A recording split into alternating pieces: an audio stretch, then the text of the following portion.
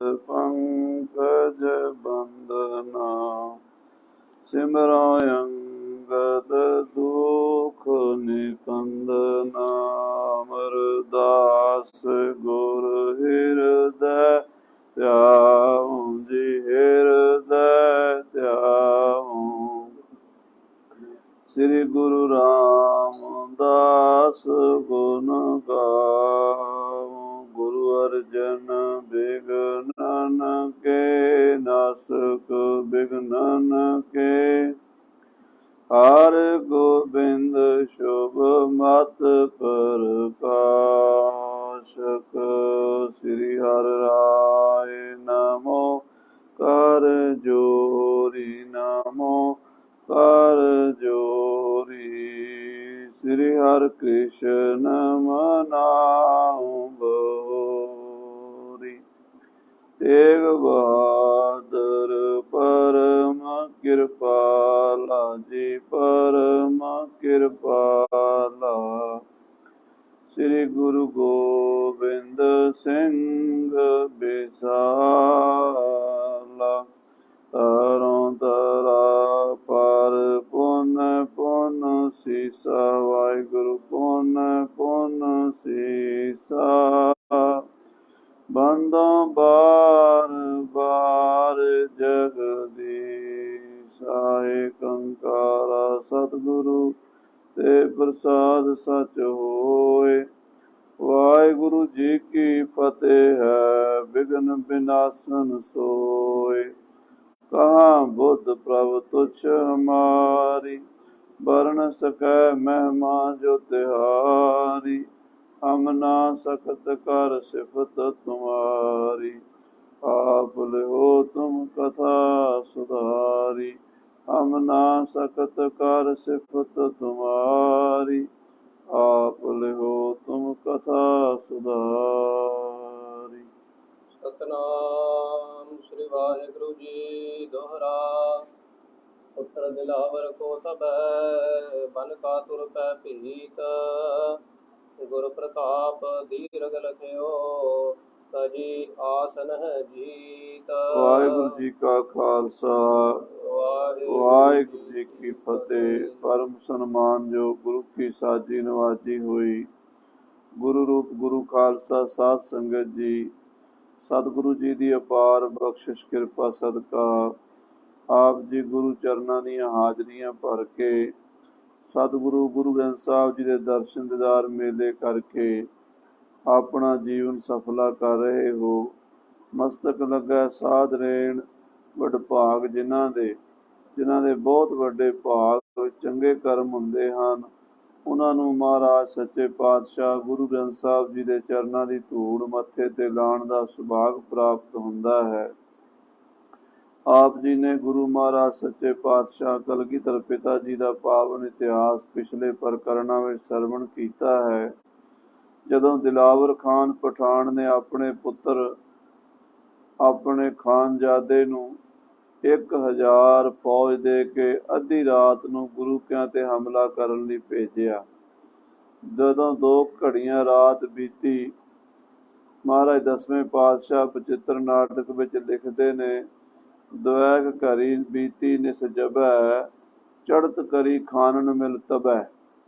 कहते जदों 2 घड़ियां रात बीतियां ते खाना ने साडे ते हमला बोल दिता। सतगुरु जी अपने आसन ते आराम कर रहे सन। भाई आलम सिंह जी नचने नूं पता लगा। उन्होंने आके सतगुरु जी दे पावन चरण हिलाए हन।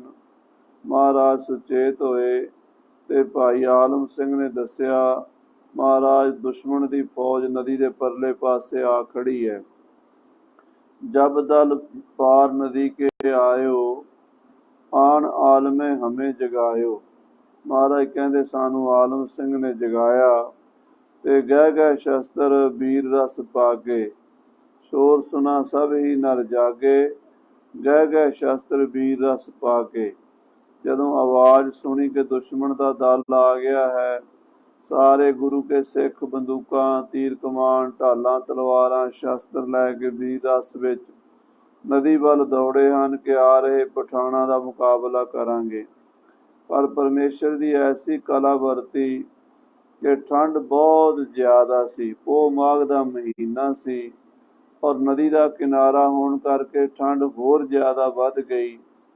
ਕਹਿੰਦੇ ਜਿਹੜੇ ਪਠਾਨ ਗੁਰੂ ਕਿਆਂ ਨੂੰ ਸੁੱਤੇ ਪਿਆਂ ਦੱਬ ਕੇ ਮਾਰਨਾ ਚਾਹੁੰਦੇ ਸਨ, ਉਹ ਪਰਮੇਸ਼ਰ ਨੇ ਬਿਨਾਂ ਮਾਰਿਆ ਹੀ ਮਾਰ ਦਿੱਤੇ।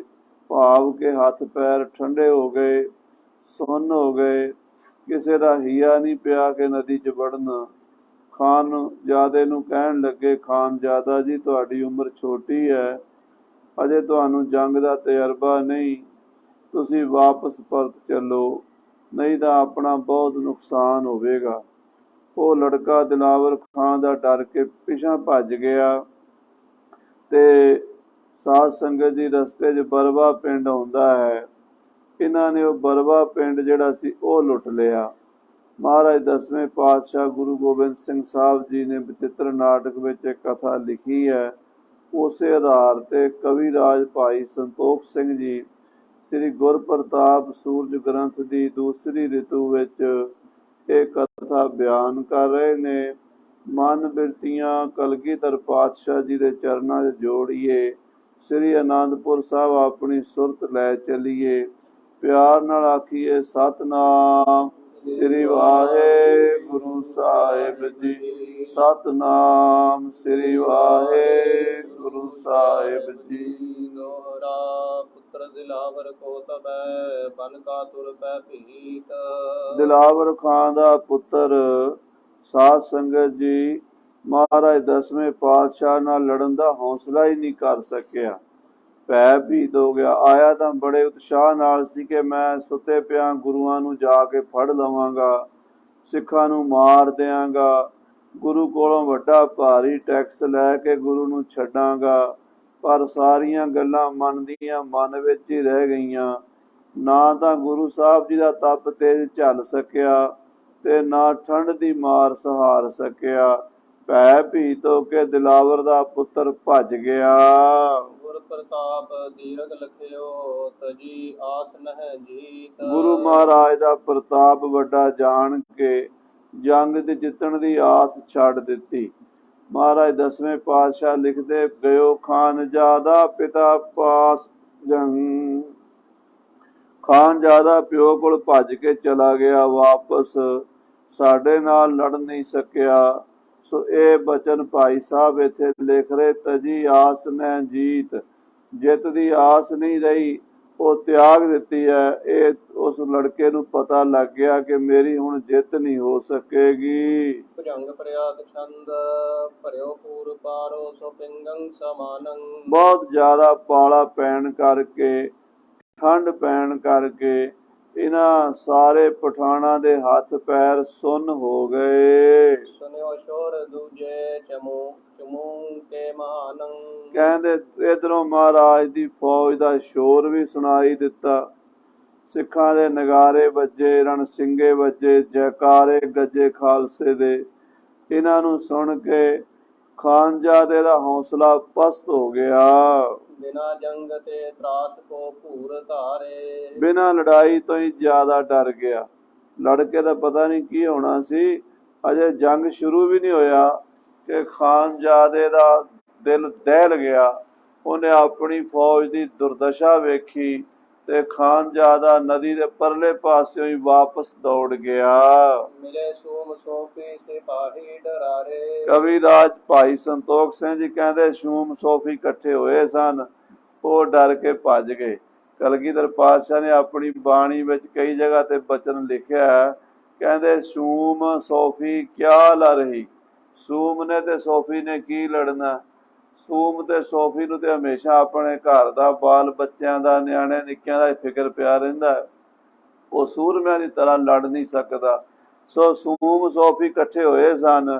ਮਿਲੇ ਸੂਮ ਸੋਫੀ ਸਿਪਾਹੀ ਡਰਾਰੇ, ਡਰ ਗਏ ਹਨ, ਬੁਝਦਿਲ ਨਿਕਲੇ ਹਨ।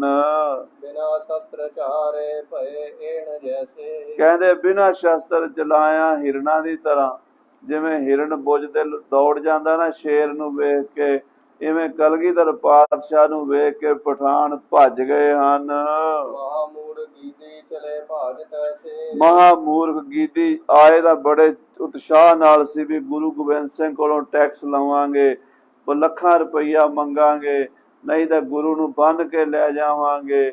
ਉਹ ਸਾਰੀਆਂ ਗੱਲਾਂ ਇਹਨਾਂ ਦੀਆਂ ਮਨ ਕੀ ਮਨ ਹੀ ਮਾਹੇ ਰਹੀ, ਮਨ ਵਿੱਚ ਹੀ ਰਹਿ ਗਈਆਂ ਤੇ ਨਦੀ ਦੇ ਪਰਲੇ ਪਾਸਿਓਂ ਹੀ ਠੰਡ ਦੇ ਮਾਰੇ ਹੀ ਦੌੜ ਗਏ। ਗੁਰੂ ਜੰਗ ਬੀਚੰ ਜਬ ਆਪ ਆਵੇ। ਜਦੋਂ ਗੁਰੂ ਗੋਬਿੰਦ ਸਿੰਘ ਜੰਗ ਦੇ ਮੈਦਾਨ 'ਚ ਆਪ ਆ ਜਾਂਦਾ ਹੈ, ਕਹੋ ਕੌਣ ਜੋਧਾ ਸੋ ਵੀਰਨ ਫਿਰਾਵੇ। ਫਿਰ ਕਿਹੜਾ ਸੂਰਮਾ ਜਿਹੜਾ ਸਾਹਮਣੇ ਖੜ ਜਾਵੇ। ਫਿਰ ਕਿਹਦੀ ਮਜਾਲ ਹੈ ਕਿ ਉਹਦੇ ਸਾਹਮਣੇ ਗੁਰੂ ਗੋਬਿੰਦ ਸਿੰਘ ਦੇ ਅੱਖ ਵੀ ਉੱਚੀ ਕਰ ਜਾਵੇ। ਇਹ ਗੱਲ ਦਾ ਪਠਾਣਾ ਨੂੰ ਪਤਾ ਲੱਗ ਗਿਆ।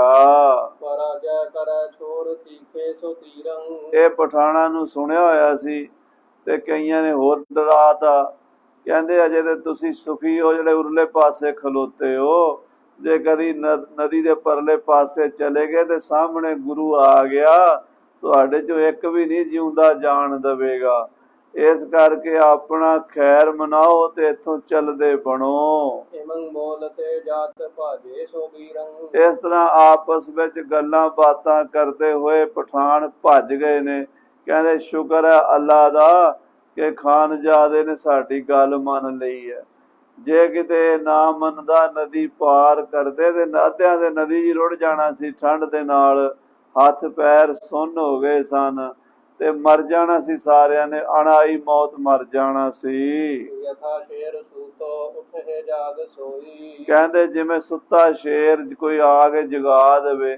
ਅਸੀਂ ਗੁਰੂ ਗੋਬਿੰਦ ਸਿੰਘ ਨੂੰ ਆਪ ਹੀ ਜਗਾਉਣ ਚੱਲੇ ਸੀ, ਆਪਣੀ ਮੌਤ ਨੂੰ ਆਪ ਹੀ ਮਾਸੀ ਕਹਿਣ ਲੱਗੇ ਸੀ।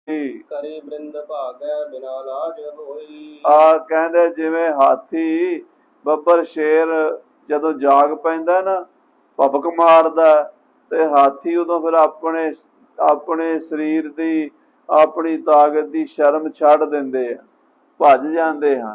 ਹਾਥੀ ਡਰ ਜਾਂਦੇ ਹਨ ਵੀ ਸ਼ੇਰ ਆ ਗਿਆ, ਭਾਵੇਂ ਹਾਥੀ ਦਾ ਕੱਦ ਕਿੱਡਾ ਵੱਡਾ। ਇਸੇ ਤਰ੍ਹਾਂ ਇਹਨਾਂ ਖਾਨਜ਼ਾਦਿਆਂ ਦੇ ਕੱਦ ਬੜੇ ਬੜੇ ਵੱਡੇ ਸਨ। ਇਹ ਪਠਾਨ 7-7 ਫੁੱਟੇ ਜਵਾਨ ਤੇ ਕੱਲੇ ਕੱਲੇ ਦੁੰਬਾ ਖਾਣ ਵਾਲੇ ਪਠਾਨ, ਜਿਵੇਂ ਸ਼ੇਰ ਦੇ ਜਾਗਿਆਂ ਹਾਥੀ ਭੱਜ ਜਾਂਦੇ ਨੇ ਆਪਣੀ ਲਾਜ ਸ਼ਰਮ ਤਿਆਗ ਕੇ, ਇਸੇ ਤਰ੍ਹਾਂ ਖਾਲਸਾ ਜੀ ਇਹ ਪਠਾਨ ਭੱਜ ਗਏ ਹਨ। ਚਲਤ ਪੰਥ ਮੈਂ ਆਏਗੋ ਬਰਵਾ ਗ੍ਰਾਮ ਸੁਨਾਮ। ਇਹ ਆਨੰਦਪੁਰ ਸਾਹਿਬ ਤੇ ਜ਼ੋਰ ਨਹੀਂ ਚਲਾ ਸਕੇ, ਵਾਪਸ ਦੌੜੇ ਹਨ ਤੇ ਵਾਪਸ ਜਾਂਦਿਆਂ ਦੇ ਰਾਹ ਵਿੱਚ ਇੱਕ ਪਿੰਡ ਆ ਗਿਆ ਜਿਹਦਾ ਇਤਿਹਾਸ ਵਿੱਚ ਮਹਾਰਾਜ ਨੇ ਨਾਮ ਬਰਵਾ ਲਿਖਿਆ ਹੈ। ਬਰਵਾ ਹਨਾ ਰਸਾਏ ਇਹ ਪੰਕਤੀ ਆਉਂਦੀ ਹੈ ਸ੍ਰੀ ਬਚਿੱਤਰ ਨਾਟਕ ਬਾਣੀ ਵਿੱਚ। ਬਰਵਾ ਪਿੰਡ ਰਸਤੇ ਵਿੱਚ ਪਿਆ ਹੈ। ਇਹਨਾਂ ਨੂੰ ਕਾਰ ਮਸਤਕ ਲੂਟਿਓ ਤਬੈ ਬਸਹਿ ਜਿਤਕ ਤਹਿ ਧਾਮ। ਇਹਨਾਂ ਨੇ ਸਲਾਹ ਕੀਤੀ ਵੀ ਚਲੋ ਆਪਾਂ ਇਹ ਪਿੰਡ ਹੀ ਲੁੱਟ ਲਈਏ, ਇੱਥੋਂ ਵੀ ਜੋ ਭੇਡ ਬੱਕਰੀ ਗਊ ਮੱਝ ਮਿਲੇਗੀ ਉਹ ਲੈ ਚੱਲਾਂਗੇ। ਇਹ ਲੁਟੇਰੇ ਸਨ ਸਾਧ ਸੰਗਤ ਜੀ, ਸਰਕਾਰ ਥੋੜਾ ਸੀ। ਜੇ ਔਰੰਗਜ਼ੇਬ ਦੀ ਸਰਕਾਰ ਹੁੰਦੀ ਤੇ ਗੁਰੂ ਮਹਾਰਾਜ ਨੂੰ ਉਹਦੇ ਖਿਲਾਫ ਖੰਡਾ ਚੁੱਕਣ ਦੀ ਲੋੜ ਨਹੀਂ ਸੀ। ਕਈ ਵਾਰੀ ਡਾਕੂ ਚੋਰ ਮਾੜੀ ਕਿਸਮ ਦੇ ਲੋਕ ਰਾਜੇ ਬਣ ਜਾਂਦੇ ਹਨ। ਜਦੋਂ ਦੁਨੀਆ ਸੰਸਾਰ ਦੀ ਸ੍ਰਿਸ਼ਟੀ ਦੀ ਆਰੰਭਤਾ ਹੋਈ ਸੀ, ਉਦੋਂ ਰਿਸ਼ੀਆਂ ਮੁਨੀਆਂ ਸਾਧੂ ਸੰਤਾਂ ਮਹਾਂਪੁਰਸ਼ਾਂ ਨੇ ਸਮਾਜ ਦੀ ਵਿਵਸਥਾ ਚਲਾਉਣ ਲਈ ਪਹਿਲਾਂ ਕਬੀਲਿਆਂ ਦਾ ਸਿਸਟਮ ਸ਼ੁਰੂ ਕੀਤਾ। ਇੱਕ ਕਬੀਲੇ ਦਾ ਇੱਕ ਮੁਖੀ ਹੁੰਦਾ ਸੀ, ਫਿਰ ਇਲਾਕੇ ਦਾ ਰਾਜ ਬਣ ਗਿਆ, ਫਿਰ ਵੱਡੀਆਂ ਸਰਕਾਰਾਂ ਬਣੀਆਂ। ਬੜੇ ਬੜੇ ਰਾਜੇ ਮਹਾਰਾਜੇ, ਦਲੀਪ ਵਰਗੇ, ਮਾਨਧਾਤਾ ਵਰਗੇ, ਦਸ਼ਰਥ ਵਰਗੇ ਤੇ ਸਾਧ ਸੰਗਤ ਜੀ ਚੰਦਰਗੁਪਤ ਮੌਰਿਆ ਵਰਗੇ, ਅਸ਼ੋਕ ਵਰਗੇ ਇਸ ਭਾਰਤ ਭੂਮੀ ਤੇ ਵੱਡੇ ਵੱਡੇ ਬਾਦਸ਼ਾਹ ਵੀ ਹੋਏ ਤੇ ਛੋਟੇ ਛੋਟੇ ਰਿਆਸਤਾਂ ਦੇ ਰਾਜੇ ਵੀ ਹੋਏ। ਜਿਹੜੇ ਲੋਕ ਸਮਾਜ ਦੀ ਸੇਵਾ ਕਰਦੇ ਸਨ, ਆਪਣੀ ਪ੍ਰਜਾ ਨੂੰ ਸੁਖੀ ਰੱਖਦੇ ਸਨ, ਆਪਣੀ ਪ੍ਰਜਾ ਦੀ ਰਾਖੀ ਕਰਦੇ ਸਨ, ਉਹਨਾਂ ਧਰਮੀ ਰਾਜਿਆਂ ਨੂੰ ਅੱਜ ਸਾਰੀ ਦੁਨੀਆ ਨਮਸਕਾਰ ਕਰਦੀ ਹੈ। ਉਹਨਾਂ ਦੇ ਰਾਜ ਨੇ ਸੰਸਾਰ ਨੂੰ ਸੁੱਖ ਦਿੱਤਾ, ਪਰ ਸਾਰੇ ਇੱਕੋ ਜਿਹੇ ਨਹੀਂ ਹੁੰਦੇ। ਚੋਰ, ਯਾਰ, ਡਾਕੂ, ਬੇਈਮਾਨ, ਮਾੜੀ ਬਿਰਤੀ ਵਾਲੇ, ਰਾਖਸ਼ ਬਿਰਤੀ ਵਾਲੇ ਵੀ ਰਾਜੇ ਬਣ ਗਏ। ਉਹਨਾਂ ਨੇ ਆਪਣੀ ਪ੍ਰਜਾ ਨੂੰ ਦੁੱਖ ਦਿੱਤੇ, ਰਾਵਣ ਨੇ ਆਪਣੀ ਪ੍ਰਜਾ ਨੂੰ, ਸੰਤਾਂ ਮਹਾਤਮਾ ਨੂੰ ਟੈਕਸ ਲਾ ਦਿੱਤਾ। ਕਹਿਣ ਲੱਗਾ ਤੁਸੀਂ ਸਾਧੂ ਸੰਤ ਮਹਾਤਮਾ ਮੇਰੇ ਰਾਜ ਵਿੱਚ ਰਹਿੰਦੇ ਹੋ, ਮੈਨੂੰ ਟੈਕਸ ਦਿਓ। ਉਹਨਾਂ ਸਾਧੂਆਂ ਨੇ ਕਿਹਾ ਸਾਡੇ ਕੋਲ ਤਾਂ ਕੁਛ ਵੀ ਨਹੀਂ। ਕਹਿਣ ਲੱਗਾ ਤੁਹਾਡਾ ਖੂਨ ਤੇ ਹੈ, ਮੈਨੂੰ ਆਪਣਾ ਖੂਨ ਦੇ ਦਿਓ। ਸੰਤਾਂ ਮਹਾਤਮਾ ਦਾ ਖੂਨ ਕੱਢ ਕੇ ਘੜਾ ਭਰ ਲਿਆ ਸੀ। ਤੇ ਬਾਅਦ ਵਿੱਚ ਰਾਜੇ ਜਨਕ ਦੇ ਰਾਜ ਵਿੱਚ ਦੱਬ ਆਇਆ ਸੀ, ਜਿੱਥੋਂ ਜਾਨਕੀ ਜੀ ਸੀਤਾ ਦਾ ਜਨਮ ਹੋਇਆ, ਜੋ ਸਾਧ ਸੰਗਤ ਜੀ ਰਾਵਣ ਦੀ ਮੌਤ ਦਾ ਕਾਰਨ ਬਣ ਗਈ। ਇਸੇ ਤਰ੍ਹਾਂ ਕੰਸ ਕਸਾਈ ਹੋਇਆ, ਜਿਹਨੇ ਆਪਣੇ ਦੇਸ਼ ਦੇ ਨਿੱਕੇ ਨਿੱਕੇ ਬੱਚੇ, ਜੰਮਦੇ ਬੱਚੇ ਮਰਵਾ ਦਿੱਤੇ ਵੀ ਇਹਨਾਂ ਵਿੱਚ ਕੋਈ ਕ੍ਰਿਸ਼ਨ ਨਾ ਹੋਵੇ ਜਿਹੜਾ ਮੈਨੂੰ ਮਰਵਾ ਦੇਵੇ। ਸੋ ਸਾਧ ਸੰਗਤ ਜੀ ਕ੍ਰਿਸ਼ਨ ਭਗਵਾਨ ਨੇ ਉਸ ਕੰਸ ਨੂੰ ਮਾਰ ਕੇ ਧਰਤੀ ਦਾ ਭਾਰ ਹੌਲਾ ਕੀਤਾ। ਇਸੇ ਤਰ੍ਹਾਂ ਔਰੰਗਜ਼ੇਬ ਪਾਪੀ ਆਇਆ ਦੁਨੀਆ ਦੇ ਉੱਤੇ, ਜਿਹਨੇ ਸਾਧ ਸੰਗਤ ਜੀ ਗਰੀਬਾਂ ਦਾ ਲਹੂ ਪੀਤਾ, ਸੰਤਾਂ ਮਹਾਂਪੁਰਸ਼ਾਂ ਬ੍ਰਹਮ ਗਿਆਨੀਆਂ ਨੂੰ ਨਹੀਂ ਛੱਡਿਆ। ਸਰਮਦ ਵਰਗੇ ਫਕੀਰ ਦਾ ਦਿੱਲੀ ਦੇ ਵਿੱਚ ਕਤਲ ਕੀਤਾ। ਔਰ ਸਾਧ ਸੰਗਤ ਜੀ ਬ੍ਰਹਮ ਗਿਆਨੀ ਤਤ ਬੇਤੇ ਪੂਰਨ ਪਰਮੇਸ਼ਰ ਅਕਾਲ ਪੁਰਖ ਦਾ ਸਰੂਪ, ਸ੍ਰੀ ਗੁਰੂ ਨਾਨਕ ਦੇਵ ਜੀ ਦਾ 9ਵਾਂ ਸਰੂਪ, ਸ੍ਰੀ ਗੁਰੂ ਤੇਗ ਬਹਾਦਰ ਸਾਹਿਬ ਜੀ ਮਹਾਰਾਜ ਦੇ ਸੀਸ ਉੱਤੇ ਤੇਗ ਦਾ ਵਾਰ ਕਰਵਾਇਆ, ਮਹਾਰਾਜ ਨੂੰ ਚਾਂਦਨੀ ਚੌਂਕ ਵਿੱਚ ਸ਼ਹੀਦ ਕਰਾਇਆ। ਇਸ ਤੋਂ ਇਲਾਵਾ ਹਜ਼ਾਰਾਂ ਲੱਖਾਂ ਲੋਕਾਂ ਦਾ ਧਰਮ ਭ੍ਰਿਸ਼ਟ ਕੀਤਾ। ਸਵਾ ਮਣ ਜਨੇਊ ਤੋੜ ਕੇ ਰੋਟੀ ਖਾਂਦਾ ਔਰੰਗਜ਼ੇਬ ਪਾਪੀ, ਉਹਦੇ ਪਾਪ ਕਰਕੇ ਸਤਿਗੁਰੂ ਜੀ ਨੂੰ ਖੰਡਾ ਚੁੱਕਣਾ ਪਿਆ ਹੈ। ਉਹਦੇ ਜਿਹੜੇ ਕਰਿੰਦੇ ਸਨ, ਮਹਾਰਾਜ ਨੇ ਲਿਖਿਆ ਹੈ, ਕਹਿੰਦੇ ਹਮੈ ਕਜਬ ਗੋਸ ਕੇ ਬਖਸ਼ੀਵਾਰ ਦੀਵਾ। ਜਫਰਨਾਮੇ ਔਰੰਗਜ਼ੇਬ ਤੇਰੇ ਬਖਸ਼ੀ, ਤੇਰੇ ਦੀਵਾਨ, ਤੇਰੇ ਅਫਸਰ, ਤੇਰੇ ਜੂਨੀਅਰ ਜਿੰਨੇ ਵੀ ਜਰਨੈਲ ਨੇ ਤੇਰੇ ਤੋਂ ਥੱਲੇ, ਉਹ ਵੀ ਸਾਰੇ ਝੂਠ ਬੋਲਦੇ ਨੇ, ਆਪਣੀ ਪ੍ਰਜਾ ਦਾ ਲਹੂ ਪੀਂਦੇ ਨੇ, ਆਪਣੇ ਦੇਸ਼ ਨੂੰ ਲੁੱਟਦੇ ਨੇ। ਹੁਣ ਹੈ ਤਾਂ ਇਹ ਸਰਕਾਰੀ ਫੌਜ, ਦਿਲਾਵਰ ਖਾਨ ਸਰਕਾਰੀ ਬੰਦਾ ਹੈ, ਉਹਦਾ ਪੁੱਤਰ ਵੀ ਸਰਕਾਰੀ ਅਫਸਰ ਹੈ ਖਾਨਜ਼ਾਦਾ। ਖਾਨਜ਼ਾਦੇ ਦਾ ਫਰਜ਼ ਹੈ ਕਿ ਆਪਣੇ ਦੇਸ਼ ਦੇ ਪਿੰਡਾਂ ਦੀ ਰਾਖੀ ਕਰੇ। ਪਰ ਸਾਧ ਸੰਗਤ ਜੀ ਇਹਨਾਂ ਨੇ ਬਰਵਾ ਪਿੰਡ ਜਾ ਕੇ ਲੁੱਟ ਲਿਆ ਹੈ। ਭਜੰਗ ਪ੍ਰਿਆਤ ਛੰਦ ਨਹੀਂ ਲੋਕ ਜਾਣੈ, ਭਜੇ ਪੀਰ ਹੋਇ ਕੈ। ਆ ਕਹਿੰਦੇ ਲੋਕਾਂ ਨੂੰ ਪਤਾ ਨਾ ਲੱਗੇ ਵੀ ਅਸੀਂ ਡਰ ਕੇ ਭੱਜੇ ਹਾਂ, ਇਹ ਪਤਾ ਲੱਗੇ ਵੀ ਸਾਡੀ ਦਹਿਸ਼ਤ ਹੈ। ਆਪਣੀ ਦਹਿਸ਼ਤ ਪਾਉਣ ਵਾਸਤੇ ਲੋਕਾਂ ਨੂੰ ਹੀ ਲੁੱਟਣਾ ਸ਼ੁਰੂ ਕਰ ਦਿੱਤਾ ਹੈ। ਲੁੱਟਿਓ ਗ੍ਰਾਮ ਕੋ ਜੋਰ ਮੂਢੰ ਜਨੈ ਕੈ। ਇਹਨਾਂ ਨੇ ਉਹ ਬਰਵਾ ਪਿੰਡ ਛੋਟਾ ਜਿਹਾ ਸੀ, ਉਹ ਪਿੰਡ ਲੁੱਟ ਲਿਆ। ਮੂਰਖਾਂ ਨੇ ਜ਼ੋਰ ਜਨਾਇਆ, ਗੁਰੂ ਸਾਹਿਬ ਤੇ ਤਾਂ ਜ਼ੋਰ ਚੱਲਿਆ ਨਹੀਂ, ਤੇ ਪਿੰਡ ਮਾੜਾ ਜਿਹਾ ਵੇਖ ਕੇ ਉਹਦੇ ਤੇ ਆਪਣਾ ਜ਼ੋਰ ਅਜਮਾ ਲਿਆ ਹੈ। ਗੁਰੂ ਉਪਰੇ ਉਹਦੇ ਲਾਗਿਓ ਨਾ ਕੋਈ। ਗੁਰੂ ਸਾਹਿਬ ਦੇ ਤਾਂ ਜ਼ੋਰ ਲੱਗਾ ਨਹੀਂ, ਗੁਰੂ ਮਹਾਰਾਜ ਤੇ ਤਾਂ ਬਲ ਪਿਆ ਨਹੀਂ, ਗੁਰੂ ਸਾਹਿਬ ਦਾ ਤਾਂ ਕੋਈ ਵਾਲ ਵਿੰਗਾ ਕਰ ਨਹੀਂ ਸਕੇ। ਤੇ ਹੁਣ ਉਹ ਗੁੱਸਾ ਜਿਹੜਾ ਸੀ ਨਾ, ਉਹ ਆਪਣੇ ਨਿੱਕੇ ਜਿਹੇ ਪਿੰਡ ਤੇ, ਬਰਵਾ ਪਿੰਡ ਤੇ ਕੱਢ ਦਿੱਤਾ ਹੈ। ਬਲੰਹੀਨ ਜਾਣਿਓ ਲੁੱਟਿਓ ਗ੍ਰਾਮ ਸੋਈ। ਉਹ ਵਿਚਾਰਾ ਪਿੰਡ ਕਮਜ਼ੋਰ ਸੀ। ਲੋਕ ਆਮ ਪਿੰਡਾਂ 'ਚ ਜਿਹੜੇ ਰਹਿਣ ਵਾਲੇ ਹੁੰਦੇ, ਉਹ ਕਿਹੜਾ ਲੜਨਾ ਜਾਣਦੇ ਆ।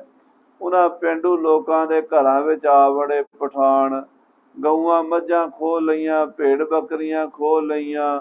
ਉਹਨਾਂ ਦੇ ਘਰੋਂ ਜੋ ਕੋਈ ਭਾਂਡਾ ਟਿੰਡਾ ਸੀਗਾ ਉਹ ਵੀ ਚੱਕ ਲਿਆ, ਮੰਜਾ ਬਿਸਤਰਾ ਚੱਕ ਲਿਆ।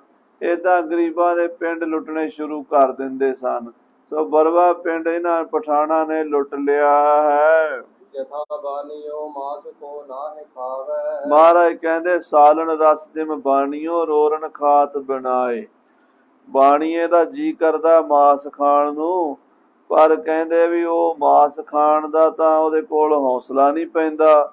ਤੇ ਉਹ ਕੀ ਕਰਦਾ, ਬਾਜ਼ਾਰ ਤੋਂ ਲਿਆ ਕੇ ਨਾ ਰੋੜ ਪਾ ਕੇ ਪਤੀਲੇ ਦੇ ਵਿੱਚੇ ਪਾ ਦਿੰਦਾ ਲੂਣ ਮਿਰਚ ਮਸਾਲਾ।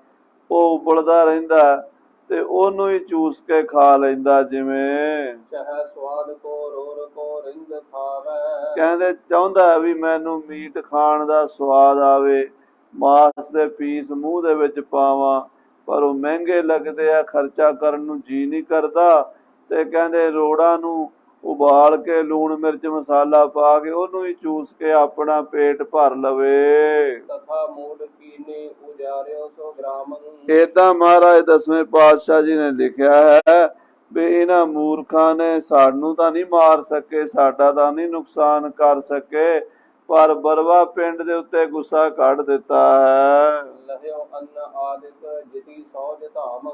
ਲੋਕਾਂ ਦੇ ਘਰਾਂ 'ਚ ਜੇ ਕੋਈ ਕਣਕ ਪਈ ਸੀ ਕਣਕ ਚੱਕ ਲਈ, ਚਾਵਲ ਪਏ ਸੀ ਚਾਵਲ ਚੱਕ ਲਏ, ਆਟਾ ਪਿਆ ਸੀ ਆਟਾ ਚੱਕ ਲਿਆ, ਜੇ ਕੋਈ ਭੇਡ ਬੱਕਰੀ ਕੋਈ ਕਿਸੇ ਦੀ ਮੱਝ ਗਾਂ ਕੱਟੀ ਵੱਛੀ ਨੂੰ ਉਹ ਚੱਕ ਲੈ ਗਏ ਫੜ ਕੇ। ਤੇ ਇਸ ਤਰ੍ਹਾਂ ਪਿੰਡ ਗਰੀਬਾਂ ਦਾ ਲੁੱਟ ਲਿਆ ਇਹਨਾਂ ਨੇ।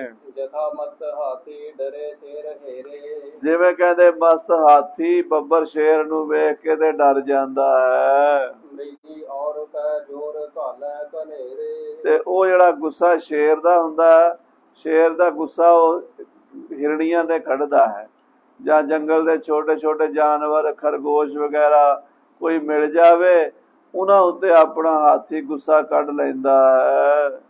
ਪਾਏ ਸੰਗਾ ਤਥਾ ਗ੍ਰਾਮ ਮਾਰਾ। ਆ ਕਹਿੰਦੇ ਇਸੇ ਤਰ੍ਹਾਂ ਇਹਨਾਂ ਨੇ ਕੀਤਾ ਹੈ। ਜਿਵੇਂ ਹਾਥੀ ਕਹਿੰਦੇ ਸ਼ੇਰ ਅੱਗੇ ਤਾਂ ਉਹਦਾ ਜ਼ੋਰ ਚੱਲ ਰਿਹਾ ਕੋਈ ਨਹੀਂ, ਤੇ ਹਿਰਣੀ ਨੂੰ ਪੈਰ ਥੱਲੇ ਦਬਾ ਕੇ ਦਰੜੀ ਜਾਵੇ, ਉਹਨੂੰ ਮਸਲ ਕੇ ਪੈਰਾਂ ਥੱਲੇ। ਹੁਣ ਹਿਰਣੀ ਵਿਚਾਰੀ ਦਾ ਕੀ ਜ਼ੋਰ ਹੈ ਹਾਥੀ ਦੇ ਸਾਹਮਣੇ। ਸਵਾਦ ਤਾਂ ਸੀ ਨਾ ਜੀ ਵੀ ਸ਼ੇਰ ਦੇ ਸਾਹਮਣੇ ਜਾਂਦੇ, ਸ਼ੇਰ ਦੇ ਕੋਲੋਂ ਤੇ ਦੌੜ ਕੇ ਆ ਗਏ।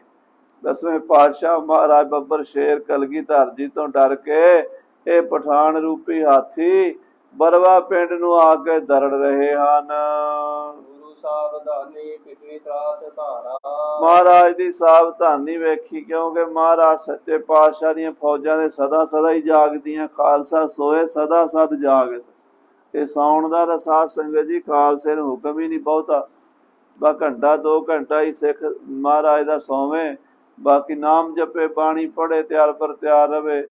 ਸੋ ਇਸ ਤਰ੍ਹਾਂ ਗੁਰੂ ਕੇ ਸਿੱਖਾਂ ਨੇ ਤਾਂ ਰਾਤ ਨੂੰ ਵੀ ਤਿਆਰ ਪਰ ਤਿਆਰ ਰਹਿਣਾ, ਦਿਨੇ ਵੀ ਤਿਆਰ ਪਰ ਤਿਆਰ ਰਹਿਣਾ। ਸਾਵਧਾਨੀ ਵੇਖੀ ਹੈ। ਪੁਰਾਤਨ ਸਿੰਘਾਂ ਦੀ ਇੱਕ ਬਾਬਾ ਬਿਸ਼ਨ ਸਿੰਘ ਜੀ ਨਿਹੰਗ ਸਿੰਘ ਹੋਏ ਆ ਸਾਧ ਸੰਗਤ ਜੀ, ਬਿਹਾਰ ਪਟਨਾ ਸਾਹਿਬ ਦਾ ਉਹਨਾਂ ਦਾ ਜਨਮ ਸੀਗਾ। 100 ਸਾਲ ਉਮਰ ਹੋਈ ਹੈ। ਬ੍ਰਹਮ ਗਿਆਨੀ ਬਾਬਾ ਸੰਗਤ ਸਿੰਘ ਜੀ ਕਮਾਲੀਏ ਵਾਲੇ ਮਹਾਂਪੁਰਸ਼ਾਂ ਦੇ ਵਿਦਿਆਰਥੀ ਸਨ। ਆਦ ਦਸਮ ਦੇ ਬੜੇ ਵਿਦਵਾਨ ਪਾਠੀ ਸਨ, ਤੇ ਦਾਸ ਨੇ ਉਹਨਾਂ ਦੇ ਲਗਭਗ 10-12 ਸਾਲ ਦਰਸ਼ਨ ਕੀਤੇ। 1992 'ਚ ਉਹਨਾਂ ਨੇ ਚੋਲਾ ਛੱਡਿਆ। ਉਹ ਸਨ 82-80 ਦੇ ਸਾਡੇ ਕੋਲ ਆ ਕੇ ਰਹੇ ਸਨ, ਤੇ ਢਾਲ ਤਲਵਾਰ ਗਾਤਰੇ ਤੇ ਇੱਕ ਹੱਥ ਵਿੱਚ ਗੰਡਾਸੀ ਫਰਲੇ ਵਾਲੇ ਸਿੰਘ ਸਨ। 12 ਵਜੇ ਰਾਤ ਨੂੰ ਇਸ਼ਨਾਨ ਕਰਕੇ 4 ਵਜੇ ਤੱਕ 5 ਗ੍ਰੰਥੀ ਦਾ ਪਾਠ ਪੂਰਾ ਕਰਨਾ। ਫਿਰ ਉਹਨਾਂ ਨੇ 2 ਘੰਟੇ ਆਰਾਮ ਕਰਨਾ, ਮਹਾਰਾਜ ਦਾ ਪ੍ਰਕਾਸ਼ ਕਰ ਦੇਣਾ ਤੇ ਆਪ ਵਿਰਾਜ ਜਾਣਾ। 6 ਵਜੇ ਉੱਠ ਕੇ ਉਹਨਾਂ ਨੇ ਆਪ ਪ੍ਰਸ਼ਾਦਾ ਬਣਾਉਣਾ। ਆਪ ਪ੍ਰਸ਼ਾਦਾ ਬਣਾ ਕੇ ਤੇ ਫਿਰ ਉਹਨਾਂ ਨੇ ਗੱਫੇ 2 ਮੋਟੇ ਛਕ ਕੇ ਨਾ, ਤੇ 8 ਵਜੇ ਫਿਰ ਉਹਨਾਂ ਨੇ ਬੈਠ ਜਾਣਾ। 10 ਗ੍ਰੰਥੀ ਦਾ ਪ੍ਰਕਾਸ਼ ਕਰ ਲੈਣਾ। 12 ਵਜੇ ਤੱਕ 10 ਗ੍ਰੰਥੀ ਦੀਆਂ 7 ਬਾਣੀਆਂ ਪੜ੍ਹ ਕੇ 4 ਘੰਟੇ, ਯਾਨੀ 4 ਘੰਟੇ ਰਾਤ ਨੂੰ ਤੇ 4 ਘੰਟੇ ਦਿਨ ਨੂੰ, ਤੇ ਫਿਰ 12 ਵਜੇ ਤੋਂ ਬਾਅਦ ਫਿਰ ਉਹਨਾਂ ਨੇ ਆਪਣਾ ਆਰਾਮ ਕਰਨਾ, ਤੇ ਪ੍ਰਸ਼ਾਦਾ ਨਹੀਂ ਸੀ ਫਿਰ ਛਕਦੇ। ਰਾਤ ਨੂੰ ਫਿਰ 12 ਵਜੇ ਉੱਠ ਪੈਣਾ ਤੇ ਦਰਖਤ ਥੱਲੇ ਸੌਣਾ। ਕਹਿੰਦੇ ਸਿੰਘ ਨੂੰ ਆਰਡਰ ਨਹੀਂ ਹੈ ਮਕਾਨਾਂ ਦੇ ਵਿੱਚ ਰਹਿਣ ਦਾ, ਤੇ ਮੰਜੇ ਉੱਤੇ 4-5 ਰਜਾਈਆਂ ਇਕੱਠੀਆਂ ਕਰਕੇ ਪਿੱਛੇ ਲਾ ਕੇ ਏਦਾਂ ਬੈਠੇ ਹੀ ਸੌਣਾ।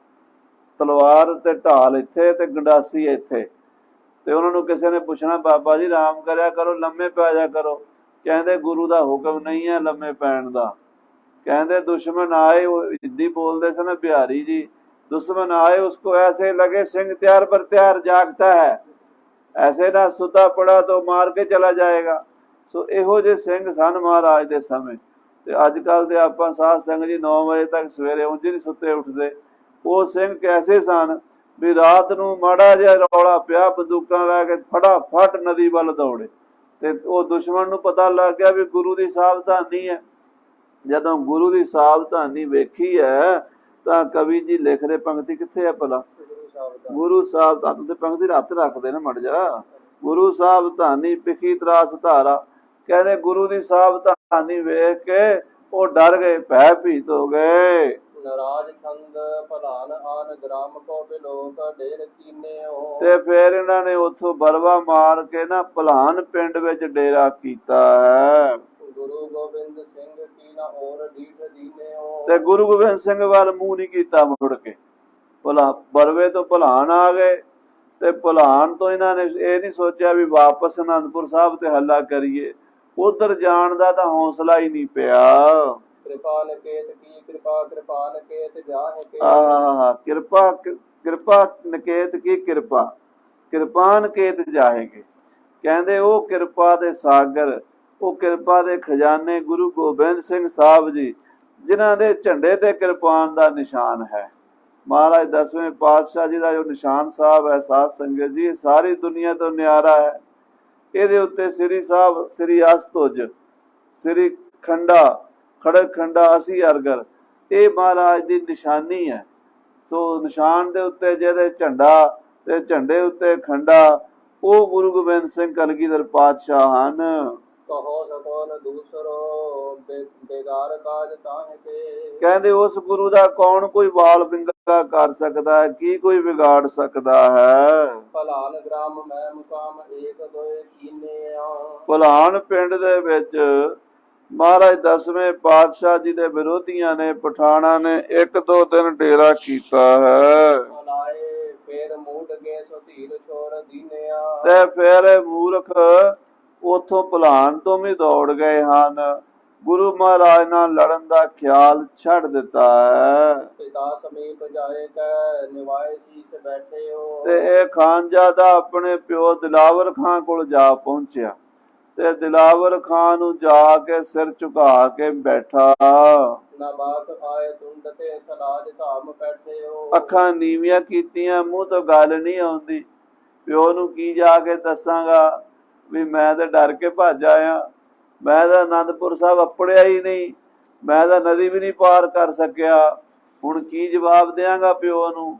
ਇਸ ਕਰਕੇ ਸਿਰ ਨੀਵਾ ਕਰਕੇ ਬੈਠਾ ਹੈ। ਸਭਾ ਮਝਾਰ ਖਾਨ ਕੀ ਜਬੈ ਨ ਬੈਨ ਪ੍ਰਾਹਿ ਕੋ। ਹੁਣ ਖਾਨਾਂ ਦੀ ਸਭਾ ਲੱਗੀ ਹੈ। ਖਾਨ ਆਪਣੇ ਆਪ ਨੂੰ ਬੜੇ ਸੂਰਮੇ ਕਹਿੰਦੇ ਆ, 7-7 ਫੁੱਟੇ ਜਵਾਨ, ਤੇ ਆਪਣੇ ਵਰਗਾ ਕਿਸੇ ਨੂੰ ਮੰਨਦੇ ਹੀ ਨਹੀਂ। ਉਹਨਾਂ ਸੂਰਮਿਆਂ ਦੀ ਸਭਾ ਦੇ ਵਿੱਚ ਇਹ ਮੁੰਡਾ ਹੁਣ ਜਾ ਕੇ ਸ਼ਰਮਿੰਦਾ ਹੋ ਕੇ ਬੈਠਾ ਹੈ। ਗੁਲਾਮ ਧਾਮ ਕੌਣ ਕੋ ਹੁਸੈਨ ਨਾਮ ਤਾਹੇ ਕੋ। ਜਦੋਂ ਇਹ ਮੁੰਡਾ ਸਿਰ ਨੀਵਾ ਜਾ ਕਰਕੇ ਬਹਿ ਗਿਆ ਤੇ ਦਿਲਾਵਰ ਖਾਂ ਦਾ ਇੱਕ ਗੁਲਾਮ ਸੀਗਾ, ਉਹਨੇ ਖਰੀਦਿਆ। ਪੁਰਾਣੇ ਜ਼ਮਾਨੇ 'ਚ ਗੁਲਾਮਾਂ ਦੀ ਪ੍ਰਥਾ ਹੁੰਦੀ ਸੀ, ਜਿਵੇਂ ਅੱਜ ਕੱਲ੍ਹ ਮੰਡੀ 'ਚ ਡੰਗਰ ਖਰੀਦੇ ਜਾਂਦੇ ਆ ਨਾ, ਪਹਿਲਾਂ ਗੁਲਾਮ ਖਰੀਦੇ ਜਾਂਦੇ ਸੀ। ਤੇ ਉਹ ਗੁਲਾਮ ਆਪਣੀ ਲਿਆਕਤ ਨਾਲ, ਆਪਣੀ ਸਿਆਣਪ ਨਾਲ ਆਪਣੇ ਮਾਲਕ ਨੂੰ ਖੁਸ਼ ਕਰਕੇ ਵੱਡੇ ਉੱਚੇ ਅਹੁਦਿਆਂ ਦੇ ਵਿੱਚ ਚਲੇ ਜਾਂਦੇ ਸੀ। ਇਸ ਦਿਲਾਵਰ ਖਾਂ ਦਾ ਖਰੀਦਿਆ ਇੱਕ ਗੁਲਾਮ ਸੀਗਾ, ਉਹਦਾ ਨਾਮ ਸੀ ਹੁਸੈਨ ਖਾਨ। ਜਦੋਂ ਹੁਸੈਨ ਖਾਨ ਨੇ ਵੇਖਿਆ ਵੀ ਮੇਰੇ ਮਾਲਕ ਦਾ ਬੱਚਾ, ਮੇਰੇ ਮਾਲਕ ਦਾ ਪੁੱਤਰ ਗੁਰੂ ਤੋਂ ਡਰ ਕੇ ਆ ਗਿਆ ਹੈ, ਦਿਲਾਵਰੰ ਪਠਾਨ ਪਾਸ ਔਜ ਆਪ ਤੋਲਿਓ। ਤੇ ਉਹਨੇ ਫਿਰ ਆਪਣੇ ਮਾਲਕ ਨੂੰ ਖੁਸ਼ ਕਰਨ ਲਈ ਨਾ ਦਿਲਾਵਰ ਖਾਂ ਦੇ ਸਾਹਮਣੇ ਡੀਂਗ ਮਾਰੀ। ਕਹਿਣ ਲੱਗਾ, ਖਾਨ ਸਾਹਿਬ ਮੈਨੂੰ ਭੇਜੋ, ਮੈਂ ਵੇਖਦਾ ਗੁਰੂ ਨੂੰ। ਇਹ ਚਲੋ ਕਾਕਾ ਨਹੀਂ ਨਾ ਲੜ ਕੇ ਆ ਕੇ ਜਿੱਤ ਕੇ ਆ ਸਕਿਆ, ਤੇ ਮੈਂ ਕੁਝ ਕਰਕੇ ਵਿਖਾਵਾਂਗਾ। ਹੰਕਾਰ ਧਾਰ ਭੂਰ ਕੋ ਗਰੂਰ ਸੰਗ ਬੋਲਿਓ। ਕਹਿੰਦੇ ਬੜੇ ਹੰਕਾਰ ਦੇ ਵਿੱਚ, ਬੜੇ ਗਰੂਰ ਦੇ ਵਿੱਚ ਆ ਕੇ ਹੁਸੈਨ ਖਾਨ ਦਿਲਾਵਰ ਖਾਨ ਨੂੰ ਕਹਿਣ ਲੱਗਾ, ਗੁਰੂ ਗੋਬਿੰਦ ਸਿੰਘ ਪੈ ਪੁਰੇ ਆਨੰਦ ਜਾਏ ਹੋ। ਪਹਿਲਾਂ ਕਹਿੰਦਾ ਮੈਂ ਗੁਰੂ ਗੋਬਿੰਦ ਸਿੰਘ ਨਾਲ ਹੀ ਟੱਕਰਾਂਗਾ, ਪਹਿਲਾਂ ਮੈਂ ਆਨੰਦਪੁਰ ਹੀ ਜਾਵਾਂਗਾ, ਵੇਖਾਂਗਾ ਗੁਰੂ 'ਚ ਕਿੰਨਾ ਕੁ ਦਮ ਹੈ। ਦੂਨ ਦਰਬ ਲਿਆਏ ਹੋ। ਮੈਂ ਉਹਦੀ ਦੂਣ 'ਚ ਵੜ ਕੇ 22 ਧਾਰ ਦੇ ਰਾਜਿਆਂ ਨੂੰ ਵੀ ਸਿੱਧਾ ਕਰਾਂਗਾ, ਤੇ ਗੁਰੂ ਕੋਲੋਂ ਵੀ ਬਹੁਤ ਲੱਖਾਂ ਰੁਪਈਆ ਟੈਕਸ ਲੈ ਕੇ ਆਵਾਂਗਾ, ਤਾਂ ਗੁਰੂ ਨੂੰ ਛੱਡਾਂਗਾ। ਕਰੋ ਸੁਜੀਤ ਜੇਰ ਮੈਂ ਬਿਲੰਦ ਦੰਦ ਦੰਡ ਦੇ ਹੈ। ਮੈਂ ਆਪਣੇ ਬਲ ਦੇ ਨਾਲ ਗੁਰੂ ਨੂੰ ਬਹੁਤ ਦੰਡ ਦਿਆਂਗਾ, ਪਹਾੜੀ ਰਾਜਿਆਂ ਨੂੰ ਜਿੱਤਾਂਗਾ, ਸਾਰਿਆਂ ਕੋਲੋਂ ਟੈਕਸ ਇਕੱਠਾ ਕਰਕੇ ਆਵਾਂਗਾ। ਖਾਨ ਸਾਹਿਬ ਤੁਸੀਂ ਮੈਨੂੰ ਭੇਜੋ। ਨਹੀਂ ਤਾਂ ਲੋਹ ਕ੍ਰੋਹ ਕੋ ਸੁਸੀਸ ਆਪ ਲੈ ਹੈ। ਜੇ ਤੇ ਆਰਾਮ ਦੇ ਨਾਲ ਮੈਨੂੰ ਇਹਨਾਂ ਨੇ ਟੈਕਸ ਦੇਤਾ ਪਹਾੜੀ ਰਾਜਿਆਂ ਨੇ, ਜਾਂ ਮੈਨੂੰ ਗੁਰੂ ਗੋਬਿੰਦ ਸਿੰਘ ਨੇ ਵੀ ਟੈਕਸ ਆਰਾਮ ਨਾਲ ਦੇਤਾ ਤਾਂ ਠੀਕ ਹੈ, ਨਹੀਂ ਤਾਂ ਫਿਰ ਮੇਰੇ ਹੱਥ ਵੇਖਣਗੇ ਜੰਗ ਦੇ ਮੈਦਾਨ ਵਿੱਚ। ਫਿਰ ਮੈਂ ਇਹਨਾਂ ਦੇ ਨਾਲ ਦੋ ਦੋ ਹੱਥ ਕਰਾਂਗਾ। ਸੋ ਦੇ ਮੋਹਿ ਆਗਿਆ ਸਮੇਤ ਬ੍ਰਿੰਦ ਬਾਹਿਨੀ। ਸੋ ਮੈਨੂੰ ਫੌਜ ਵੀ ਦੇ ਦਿਓ ਤੇ ਆਗਿਆ ਦਿਓ, ਮੈਂ ਜਾਂਦਾ ਹਾਂ ਗੁਰੂ ਨਾਲ ਟੱਕਰਨ ਵਾਸਤੇ। ਸਿਧਾਏ ਸ਼ੀਘ੍ਰ ਜੀਤ ਹਵੈ ਫਰੰਕ ਬਾਹਿ ਦਾਹਿਣੀ। ਕਹਿੰਦੇ ਮੈਂ ਜਾ ਕੇ ਹੁਣੇ ਹੀ ਸੱਜੇ ਖੱਬੇ ਮਿੰਟੋ ਮਿੰਟੀ ਫਤਿਹ ਕਰ ਲੈਣੇ ਆ ਮੋਰਚੇ, ਤੇ ਮੇਰੀ ਸੱਜੀ ਬਾਹ ਫਰਕ ਰਹੀ ਹੈ, ਮੇਰੇ ਡੋਲੇ ਫਰਕ ਰਹੇ ਨੇ, ਮੈਂ ਗੁਰੂ ਨੂੰ ਜਾਂਦਿਆਂ ਹੀ ਜਿੱਤ ਲਵਾਂਗਾ। ਦਿਲਾਵਰਾ ਪਠਾਨ ਸਾਧ ਸਾਧ ਤਾਹੇ ਭਾਖਿਓ। ਇਹ ਗੱਲ ਸੁਣ ਕੇ ਦਿਲਾਵਰ ਖਾਨ ਨੇ ਹੁਸੈਨ ਖਾਨ ਨੂੰ ਆਖਿਆ, ਸ਼ਾਬਾਸ਼ ਸ਼ਾਬਾਸ਼, ਤੂੰ ਮਰਦਾਂ ਵਾਲੀ ਗੱਲ ਕੀਤੀ ਹੈ। ਉਤਸ਼ਾਹ ਕੋ ਵਿਸਾਲ ਧਾਰ ਜੰਗ ਕੋ ਬਿਲਾਖਿਓ। ਹੁਸੈਨ ਖਾਨ ਬੜੇ ਉਤਸ਼ਾਹ ਨਾਲ ਜੰਗ ਦੀ ਇੱਛਾ ਕਰਨ ਵਾਲਾ ਬਣਿਆ। ਸਮੂਹ ਹੁਸੈਨ ਤੋਂ ਤਿਆਰ ਦੁਐ ਹਜ਼ਾਰ ਸੰਗ ਦੀਨਿਆ। ਕਹਿੰਦੇ 2000 ਸਿਪਾਹੀ, ਬੜਾ ਲੜਾਕਾ, ਬੜਾ ਜੰਗੀ ਫੌਜੀ ਦਿਲਾਵਰ ਖਾਨ ਨੇ ਹੁਸੈਨ ਖਾਨ ਨੂੰ ਦਿੱਤਾ ਹੈ। ਬਰੂਦ ਬ੍ਰਿੰਦ ਗੋਲੀਆਂ ਖਤੰਗ ਚਾਪ ਚੀਨਿਆ। ਔਰ ਬਹੁਤ ਸਾਰੀਆਂ ਚੰਗੀਆਂ ਜੰਗੀ ਪਠਾਣੀ ਬੰਦੂਕਾਂ ਦਿੱਤੀਆਂ ਨੇ, ਬਰੂਦ ਦੇ ਕੁੱਪੇ ਭਰ ਭਰ ਕੇ ਦਿੱਤੇ ਨੇ, ਗੋਲੀਆਂ ਦੇ ਥੈਲੇ ਭਰ ਕੇ ਦਿੱਤੇ ਨੇ, ਤੀਰ ਕਮਾਨ ਤੇ ਤੀਰਾਂ ਦੇ ਪੱਥੇ ਦਿੱਤੇ ਨੇ। ਗਰੂਰ ਭੂਰ ਸੂਰਮਾਨ ਬੀਨ ਬੀਨ ਲੀਨਿਆ। ਔਰ ਬੜੇ ਬੜੇ ਹੰਕਾਰੀ, ਬੜੇ ਬੜੇ ਗਰੂਰ ਵਾਲੇ ਸੂਰਮੇ ਯੋਧੇ ਜੰਗੀ, ਉਹ ਚੁਣ ਚੁਣ ਕੇ ਉਹਨੇ ਨਾਲ ਲੈ ਲਏ ਨੇ। ਰੰਗ ਤੁਰੰਗ ਜੀਨ ਤੰਗ ਐਜ ਐਜ ਤਿਆਰ ਕੀਨਿਓ। ਤੇ ਕਹਿੰਦੇ ਦੋ ਦੋ ਅਸਪੇ ਪਠਾਨ ਜਿਹੜੇ ਦੋ ਦੋ ਘੋੜੇ ਰੱਖਦੇ ਨੇ, 15 ਮਿੰਟ ਬਾਅਦ ਘੋੜਾ ਬਦਲ ਲੈਂਦੇ ਨੇ। ਐਡਾ ਭਾਰ ਹੁੰਦਾ ਪਠਾਨ ਦਾ ਵੀ ਘੋੜੇ ਕੋਲੋਂ 15 ਮਿੰਟ ਤੋਂ ਬਾਅਦ ਭਾਰ ਨਹੀਂ ਚੁੱਕਿਆ ਜਾਂਦਾ। ਉਹ ਘੋੜੇ ਵੀ ਬੜੇ ਜੰਗੀ, ਉਹ ਘੋੜਿਆਂ ਨੂੰ ਕਹਿੰਦੇ ਖਿੱਚ ਖਿੱਚ ਕੇ ਤੰਗਾ ਉਹਨਾਂ ਦੀਆਂ ਬੈਲਟਾਂ ਖਿੱਚ ਖਿੱਚ ਕੇ ਕਾਠੀਆਂ ਕੱਸੀਆਂ ਨੇ। ਅਰੂੜ ਹੋਇਆ ਬਜਾਏ ਦੁੰਦਬਾਨ ਬ੍ਰਿੰਦ ਚਾਲਿਓ। ਔਰ ਦੋਰੇ ਦੋਰੇ ਤੇਰੇ ਤੇਰੇ ਕਮਰ ਕਸੇ ਲਾਏ ਨੇ ਤਾਂ ਕਿ ਕਿਤੇ ਬੈਲਟ ਢਿੱਲੀ ਹੋ ਜਾਵੇ, ਕਿਤੇ ਕਾਠੀ ਢਿੱਲੀ ਨਾ ਹੋ ਜਾਵੇ। ਕਸ ਕਸ ਕੇ ਘੋੜਿਆਂ ਨੂੰ ਤੇ ਸਵਾਰ ਹੋਏ ਨੇ ਪਠਾਨ। ਪੂਰੇ ਆਨੰਦ ਸ੍ਰੀ ਗੁਰੂ ਆਨੰਦ ਮੈਂ ਵਿਸ਼ਾਲਿਓ। ਤੇ ਨਗਾਰੇ ਵਜਾਉਂਦੇ ਹੋਏ ਇਹ ਆਨੰਦਪੁਰ ਸਾਹਿਬ ਵੱਲ ਤੇ ਦੂਣ ਦੇ ਇਲਾਕੇ ਵੱਲ ਮਾਰੋ ਮਾਰ ਕਰਦਾ ਹੁਸੈਨ ਖਾਨ ਚੱਲਿਆ ਹੈ। ਤੇ ਹੁਸੈਨੀ ਦਾ ਹੁਣ ਜੰਗ ਜਿਹੜਾ ਮਹਾਰਾਜ ਨੇ ਲਿਖਿਆ ਨਾ ਬਾਣੀ ਦੇ ਵਿੱਚ, ਚਿੱਤਰ ਨਾਟਕ ਵਿੱਚ, ਕਵੀ ਜੀ ਉਹਦੀ ਵਿਆਖਿਆ ਲੱਗੇ ਕਰਨ ਵਿਸਥਾਰ ਦੇ ਨਾਲ। ਉਧਰ 10ਵੇਂ ਪਾਤਸ਼ਾਹ ਮਹਾਰਾਜ ਬੜੇ ਆਨੰਦ ਵਿੱਚ ਸ੍ਰੀ ਆਨੰਦਪੁਰ ਚ ਰਹਿ ਰਹੇ ਨੇ। ਜਬੈ ਪਠਾਨ ਪੂਤ ਸ਼ੋਰ ਕੋ ਮਹਾਨਿਓ। ਜਦੋਂ ਮਹਾਰਾਜ 10ਵੇਂ ਪਾਤਸ਼ਾਹ ਤੋਂ ਡਰ ਕੇ ਦਿਲਾਵਰ ਖਾਨ ਦਾ ਪੁੱਤਰ ਰਾਤ ਨੂੰ ਦੌੜ ਗਿਆ ਸੀ। ਅਧੀਰ ਹੋਏ ਹੋਏ ਭੀਰ ਪੇ ਭਲਾਨ ਕੋ ਭਲਾਨਿਓ। ਔਰ ਇਹ ਡਰ ਕੇ ਧੀਰਜ ਛੱਡ ਕੇ ਦੌੜ ਗਏ ਸੀ ਤੇ ਬਰਵਾ ਪਿੰਡ ਰਸਤੇ 'ਚ ਲੁੱਟ ਲਿਆ ਸੀ ਤੇ ਭਲਾਨ ਨੂੰ ਦੌੜ ਗਏ ਸਨ। ਭਲਾਨ ਜਾ ਕੇ ਇਹਨਾਂ ਨੇ ਡੇਰਾ ਕੀਤਾ ਸੀ। ਦਿਲੋਕ ਦੂਰ ਦੂਰ ਲੋ ਦੀਵਾਨ ਆਨੰਦ ਚੰਦ ਹੀ। ਇਧਰੋਂ ਦੀਵਾਨ ਆਨੰਦ ਚੰਦ ਆਪਣੀ ਫੌਜ ਲੈ ਕੇ, ਗੁਰੂ ਕੇ ਸਿੱਖਾਂ ਦੀ ਫੌਜ ਲੈ ਕੇ ਉਹਨਾਂ ਨੂੰ ਲੱਭਦਾ ਫਿਰਿਆ ਸੀ ਵੀ ਦੇਖੀਏ ਕਿੱਥੇ ਨੇ ਪਠਾਨ, ਦੋ ਦੋ ਹੱਥ ਕਰੀਏ ਜਰਾ ਇਹਨਾਂ ਨੂੰ ਪਤਾ ਤਾਂ ਲੱਗੇ ਵੀ ਕਿਵੇਂ ਰਾਤ ਨੂੰ ਚੋਰਾਂ ਤਰ੍ਹਾਂ ਹਮਲਾ ਕਰੀਦਾ। ਪਰ ਇਹ ਦੀਵਾਨ ਆਨੰਦ ਚੰਦ ਦੇ ਆਉਣ ਤੋਂ ਪਹਿਲਾਂ ਹੀ ਦੂਰ ਨਿਕਲ ਗਏ ਸਨ, ਦੌੜ ਗਏ ਸਨ। ਦੀਵਾਨ ਆਨੰਦ ਚੰਦ ਜੀ ਬੜੀ ਭਾਰੀ ਫੌਜ ਲੈ ਕੇ ਦਰਿਆ ਸਤਲੁਜ ਦੇ ਕਿਨਾਰੇ ਕਿਨਾਰੇ ਤੇ ਫਿਰ ਰਹੇ ਸਨ ਕਿ ਜੇ ਦੁਸ਼ਮਣ ਦੁਬਾਰਾ ਆਵੇਗਾ ਤੇ ਉਸ ਦੇ ਨਾਲ ਦੋ ਹੱਥ ਕਰਾਂਗੇ। ਉਡੀਕ ਕੀਨ ਛਤਰ ਕੀ ਬਚਿੱਤਰ ਜੰਗ ਦੇਨ ਕੋ। ਦੁਸ਼ਮਣ ਦੀ ਉਡੀਕ ਕਰ ਰਹੇ ਸਨ ਸਿੱਖ। ਮਨ ਵਿੱਚ ਬੜਾ ਚਾਹ ਸੀ ਵੀ ਇੱਕ ਵਾਰੀ ਆਉਣ ਤੇ ਸਹੀ ਪਠਾਨ ਤੇ ਇਹਨਾਂ ਦੇ ਨਾਲ ਦੋ ਦੋ ਹੱਥ ਕਰਾਂਗੇ, ਬੜਾ ਬਚਿੱਤਰ ਜੰਗ ਕਰਾਂਗੇ। ਪਰਾ ਬਣਾਏ ਸੈਨ ਕੋ ਅਗਾਊ ਆਏ ਲੈਨ ਕੋ। ਪਰਾ ਬੰਨ ਕੇ ਫੌਜ ਦਾ ਖਲੋਤੇ ਸਨ ਸਿੱਖ ਵੀ ਜੇ ਦੁਸ਼ਮਣ ਸਾਹਮਣੇ ਆਏਗਾ ਤੇ ਉਹਨਾਂ ਦਾ ਸਵਾਗਤ ਕਰਾਂਗੇ ਗੋਲੀਆਂ ਨਾਲ। ਸੁਨਿਓ ਜਬੈ ਭਲਾਏ ਗੋ ਵਿਜੈ ਲਈ ਮਹਾਨ ਕੋ। ਕਹਿੰਦੇ ਜਦੋਂ ਪਤਾ ਲੱਗਾ ਦੀਵਾਨ ਆਨੰਦ ਚੰਦ ਨੂੰ ਵੀ ਦੁਸ਼ਮਣ ਤਾਂ ਦੌੜ ਹੀ ਗਿਆ ਹੈ, ਉਹਨੇ ਤਾਂ ਹੁਣ ਦੁਬਾਰਾ ਆਉਣਾ ਹੀ ਕੋਈ ਨਹੀਂ, ਉਹ ਤਾਂ ਦੂਰ ਨਿਕਲ ਗਏ ਹਨ। ਆਨੰਦ ਹੋਇਆ ਸੁਜੀਤ ਕੋ ਬਜਾਏ ਕੈ ਨਿਸ਼ਾਨ ਕੋ। ਖੁਸ਼ੀ ਦੇ ਜਕਾਰੇ ਗਜਾਉਂਦੇ ਹੋਏ, ਨਗਾਰੇ ਵਜਾਉਂਦੇ ਹੋਏ ਸਿੱਖ ਵਾਪਸ ਪਰਤੇ ਹਨ। तुरंग वृंद छोड़िया आवाज दूर दूर में। ਕਹਿੰਦੇ ਬਹੁਤ ਸਾਰੀਆਂ ਗੋਲੀਆਂ ਸਿੱਖਾਂ ਨੇ ਚਲਾਈਆਂ ਨੇ ਜਿਨ੍ਹਾਂ ਦੀ ਆਵਾਜ਼ ਦੂਰ ਦੂਰ ਤੱਕ ਜਾਂਦੀ ਹੈ। ਗਰੂਰ ਪੂਰ ਪੂਰ ਕੈ ਗਰੂਰ ਨੂਰ ਸੂਰ ਮੇ। ਕਹਿੰਦੇ ਸੂਰਮਿਆਂ ਦਾ ਮਨ ਦੇ ਉਤਸ਼ਾਹ ਵੱਧ ਗਏ ਨੇ, ਚਿਹਰਿਆਂ ਉੱਤੇ ਨੂਰ ਚਮਕਿਆ ਹੈ ਕਿ ਗੁਰੂ ਮਹਾਰਾਜ ਨੇ ਸਾਨੂੰ ਫਤਿਹ ਦਵਾਈ ਹੈ, ਦੁਸ਼ਮਣ ਭੱਜ ਗਿਆ ਹੈ। समाज पुंज गाज कै पुरे आनंद को मुरे। बड़े बाजे गाजे बजाते हुए जित दे नगारे बजाते दीवान आनंद चंद जी वापस आनंदपुर साहब नू आ गए ने। करे आनंद को सबे जयकार दीह को करे। कहंदे बड़े आनंद दे विच जयकारे गजा रहे ने।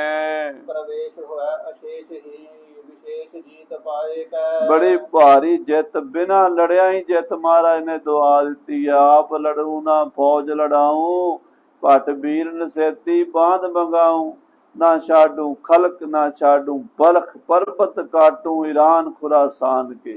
मेरो नाम गुरु गोबिंद सिंह सोढ़ी राय अस खलौना सब खलकत राज साज बांध मंगाऊं गोशे कमान के।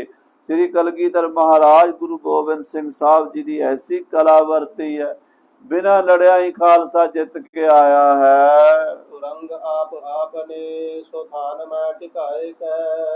अपने अपने घोड़े अपने अपने अड्डियां ते ला दिते हन। रही सो जाम जामनी कृपान केत जान कै। हुण साध संगत जी अमृत वेला हो गया, 2:30-3 बजे का समा, एक पहर रात बाकी रह गई है। तब ऐसो त्याग नींद को स्नान शौच ठान कै। महाराज नींद त्याग के उठे ने, अमृत वेले शौच स्नान कीता है।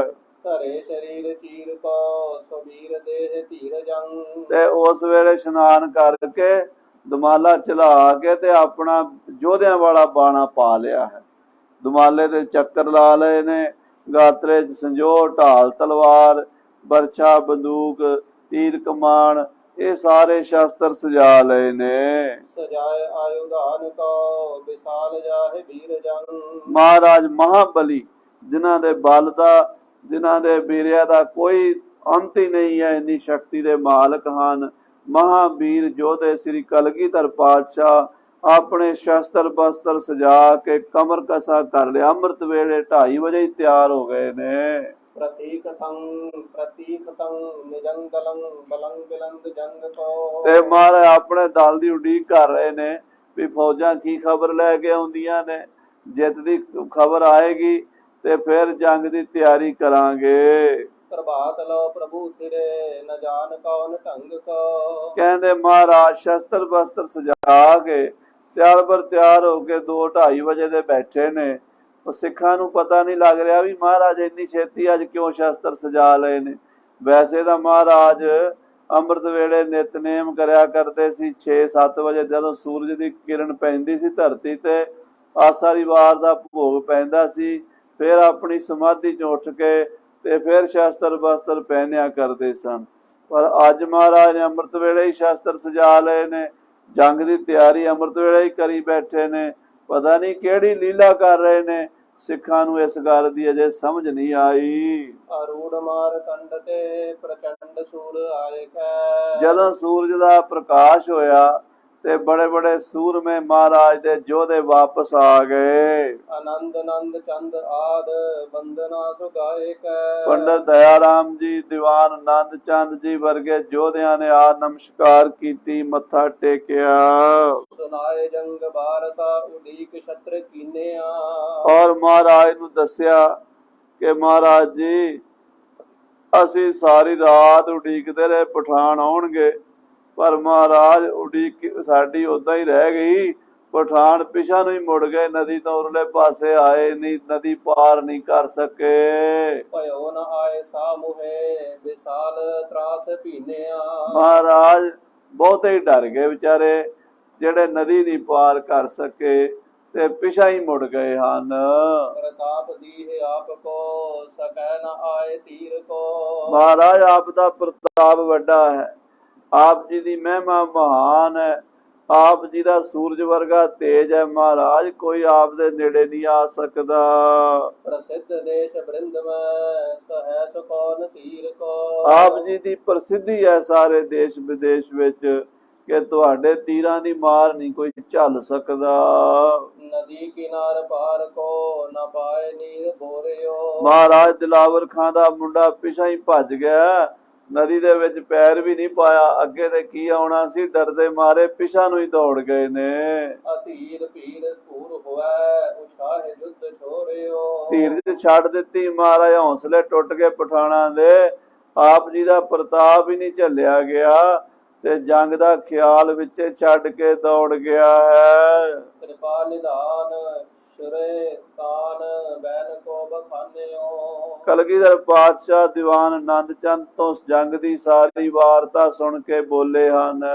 ਸਹਾਇ ਸ੍ਰੀ ਅਕਾਲ ਕੀ ਵਿਸਾਲ ਤੇ ਭਲਾਨਿਓ। ਮਹਾਰਾਜ ਕਹਿੰਦੇ ਖਾਲਸਾ ਜੀ, ਅਕਾਲ ਪੁਰਖ ਪਰਮੇਸ਼ਰ ਵਾਹਿਗੁਰੂ ਸ੍ਰੀ ਅਕਾਲ ਜੀ ਦੀ ਸਹਾਇਤਾ ਨਾਲ ਇਹ ਜੰਗ ਫਤਿਹ ਹੋਇਆ। ਕਿਰਪਾ ਕਾਲ ਕੇਰੀ ਭਾਈ ਜੀਤ ਮੇਰੀ, ਕਿਰਪਾ ਕਾਲ ਕੇਰੀ। ਸਾਰਾ ਕੁਝ ਕਰਨ ਵਾਲਾ ਉਹ ਪਰਮੇਸ਼ਰ ਅਕਾਲ ਪੁਰਖ ਹੀ ਹੈ, ਉਹਦੀ ਕਿਰਪਾ ਨਾਲ ਇਹ ਜੰਗ ਫਤਿਹ ਹੋਇਆ, ਮੋਰਚਾ ਫਤਿਹ ਹੋਇਆ ਹੈ। ਮਹਾਨ ਮਨ ਹਾਨਿਓ ਕਿਰਪਾਨ ਬਾਨ ਸੰਗਹੀ। ਮਹਾਰਾਜ ਸੱਚੇ ਪਾਤਸ਼ਾਹ ਸ੍ਰੀ ਗੁਰੂ ਗੋਬਿੰਦ ਸਿੰਘ ਸਾਹਿਬ ਜੀ ਕਹਿ ਰਹੇ ਹਨ, ਕਿੱਥੇ ਪੰਗਤੀ ਮਹਾਨ ਮਾਨ ਹਾਨਿਓ ਕਿਰਪਾਨ ਬਾਨ ਸੰਗਹੀ। ਹਾਨੀਏ ਮਹਾਨ ਮਾਨ ਹਾਨੀਏ ਕਿਰਪਾਨ ਬਾਣ ਸੰਗਈ। ਮਹਾਰਾਜ ਕਹਿੰਦੇ ਵੈਰੀ ਦਾ ਮਹਾਨ ਮਾਨ ਜਿਹੜਾ ਤੋੜਨਾ ਹੈ, ਉਹ ਖਤਮ ਕਰਨਾ ਹੈ। ਕਾਹਦੇ ਨਾਲ? ਤੇਗਾਂ ਦੇ ਤੀਰਾਂ ਨਾਲ, ਸ਼ਸਤਰਾਂ ਨਾਲ ਇਹਨਾਂ ਜ਼ਾਲਮਾਂ ਦਾ ਹੰਕਾਰ ਟੁੱਟੇਗਾ। ਹੋਰ ਕਿਸੇ ਤਰੀਕੇ ਨਾਲ ਇਹਨਾਂ ਦਾ ਹੰਕਾਰ ਨਹੀਂ ਟੁੱਟ ਸਕਦਾ।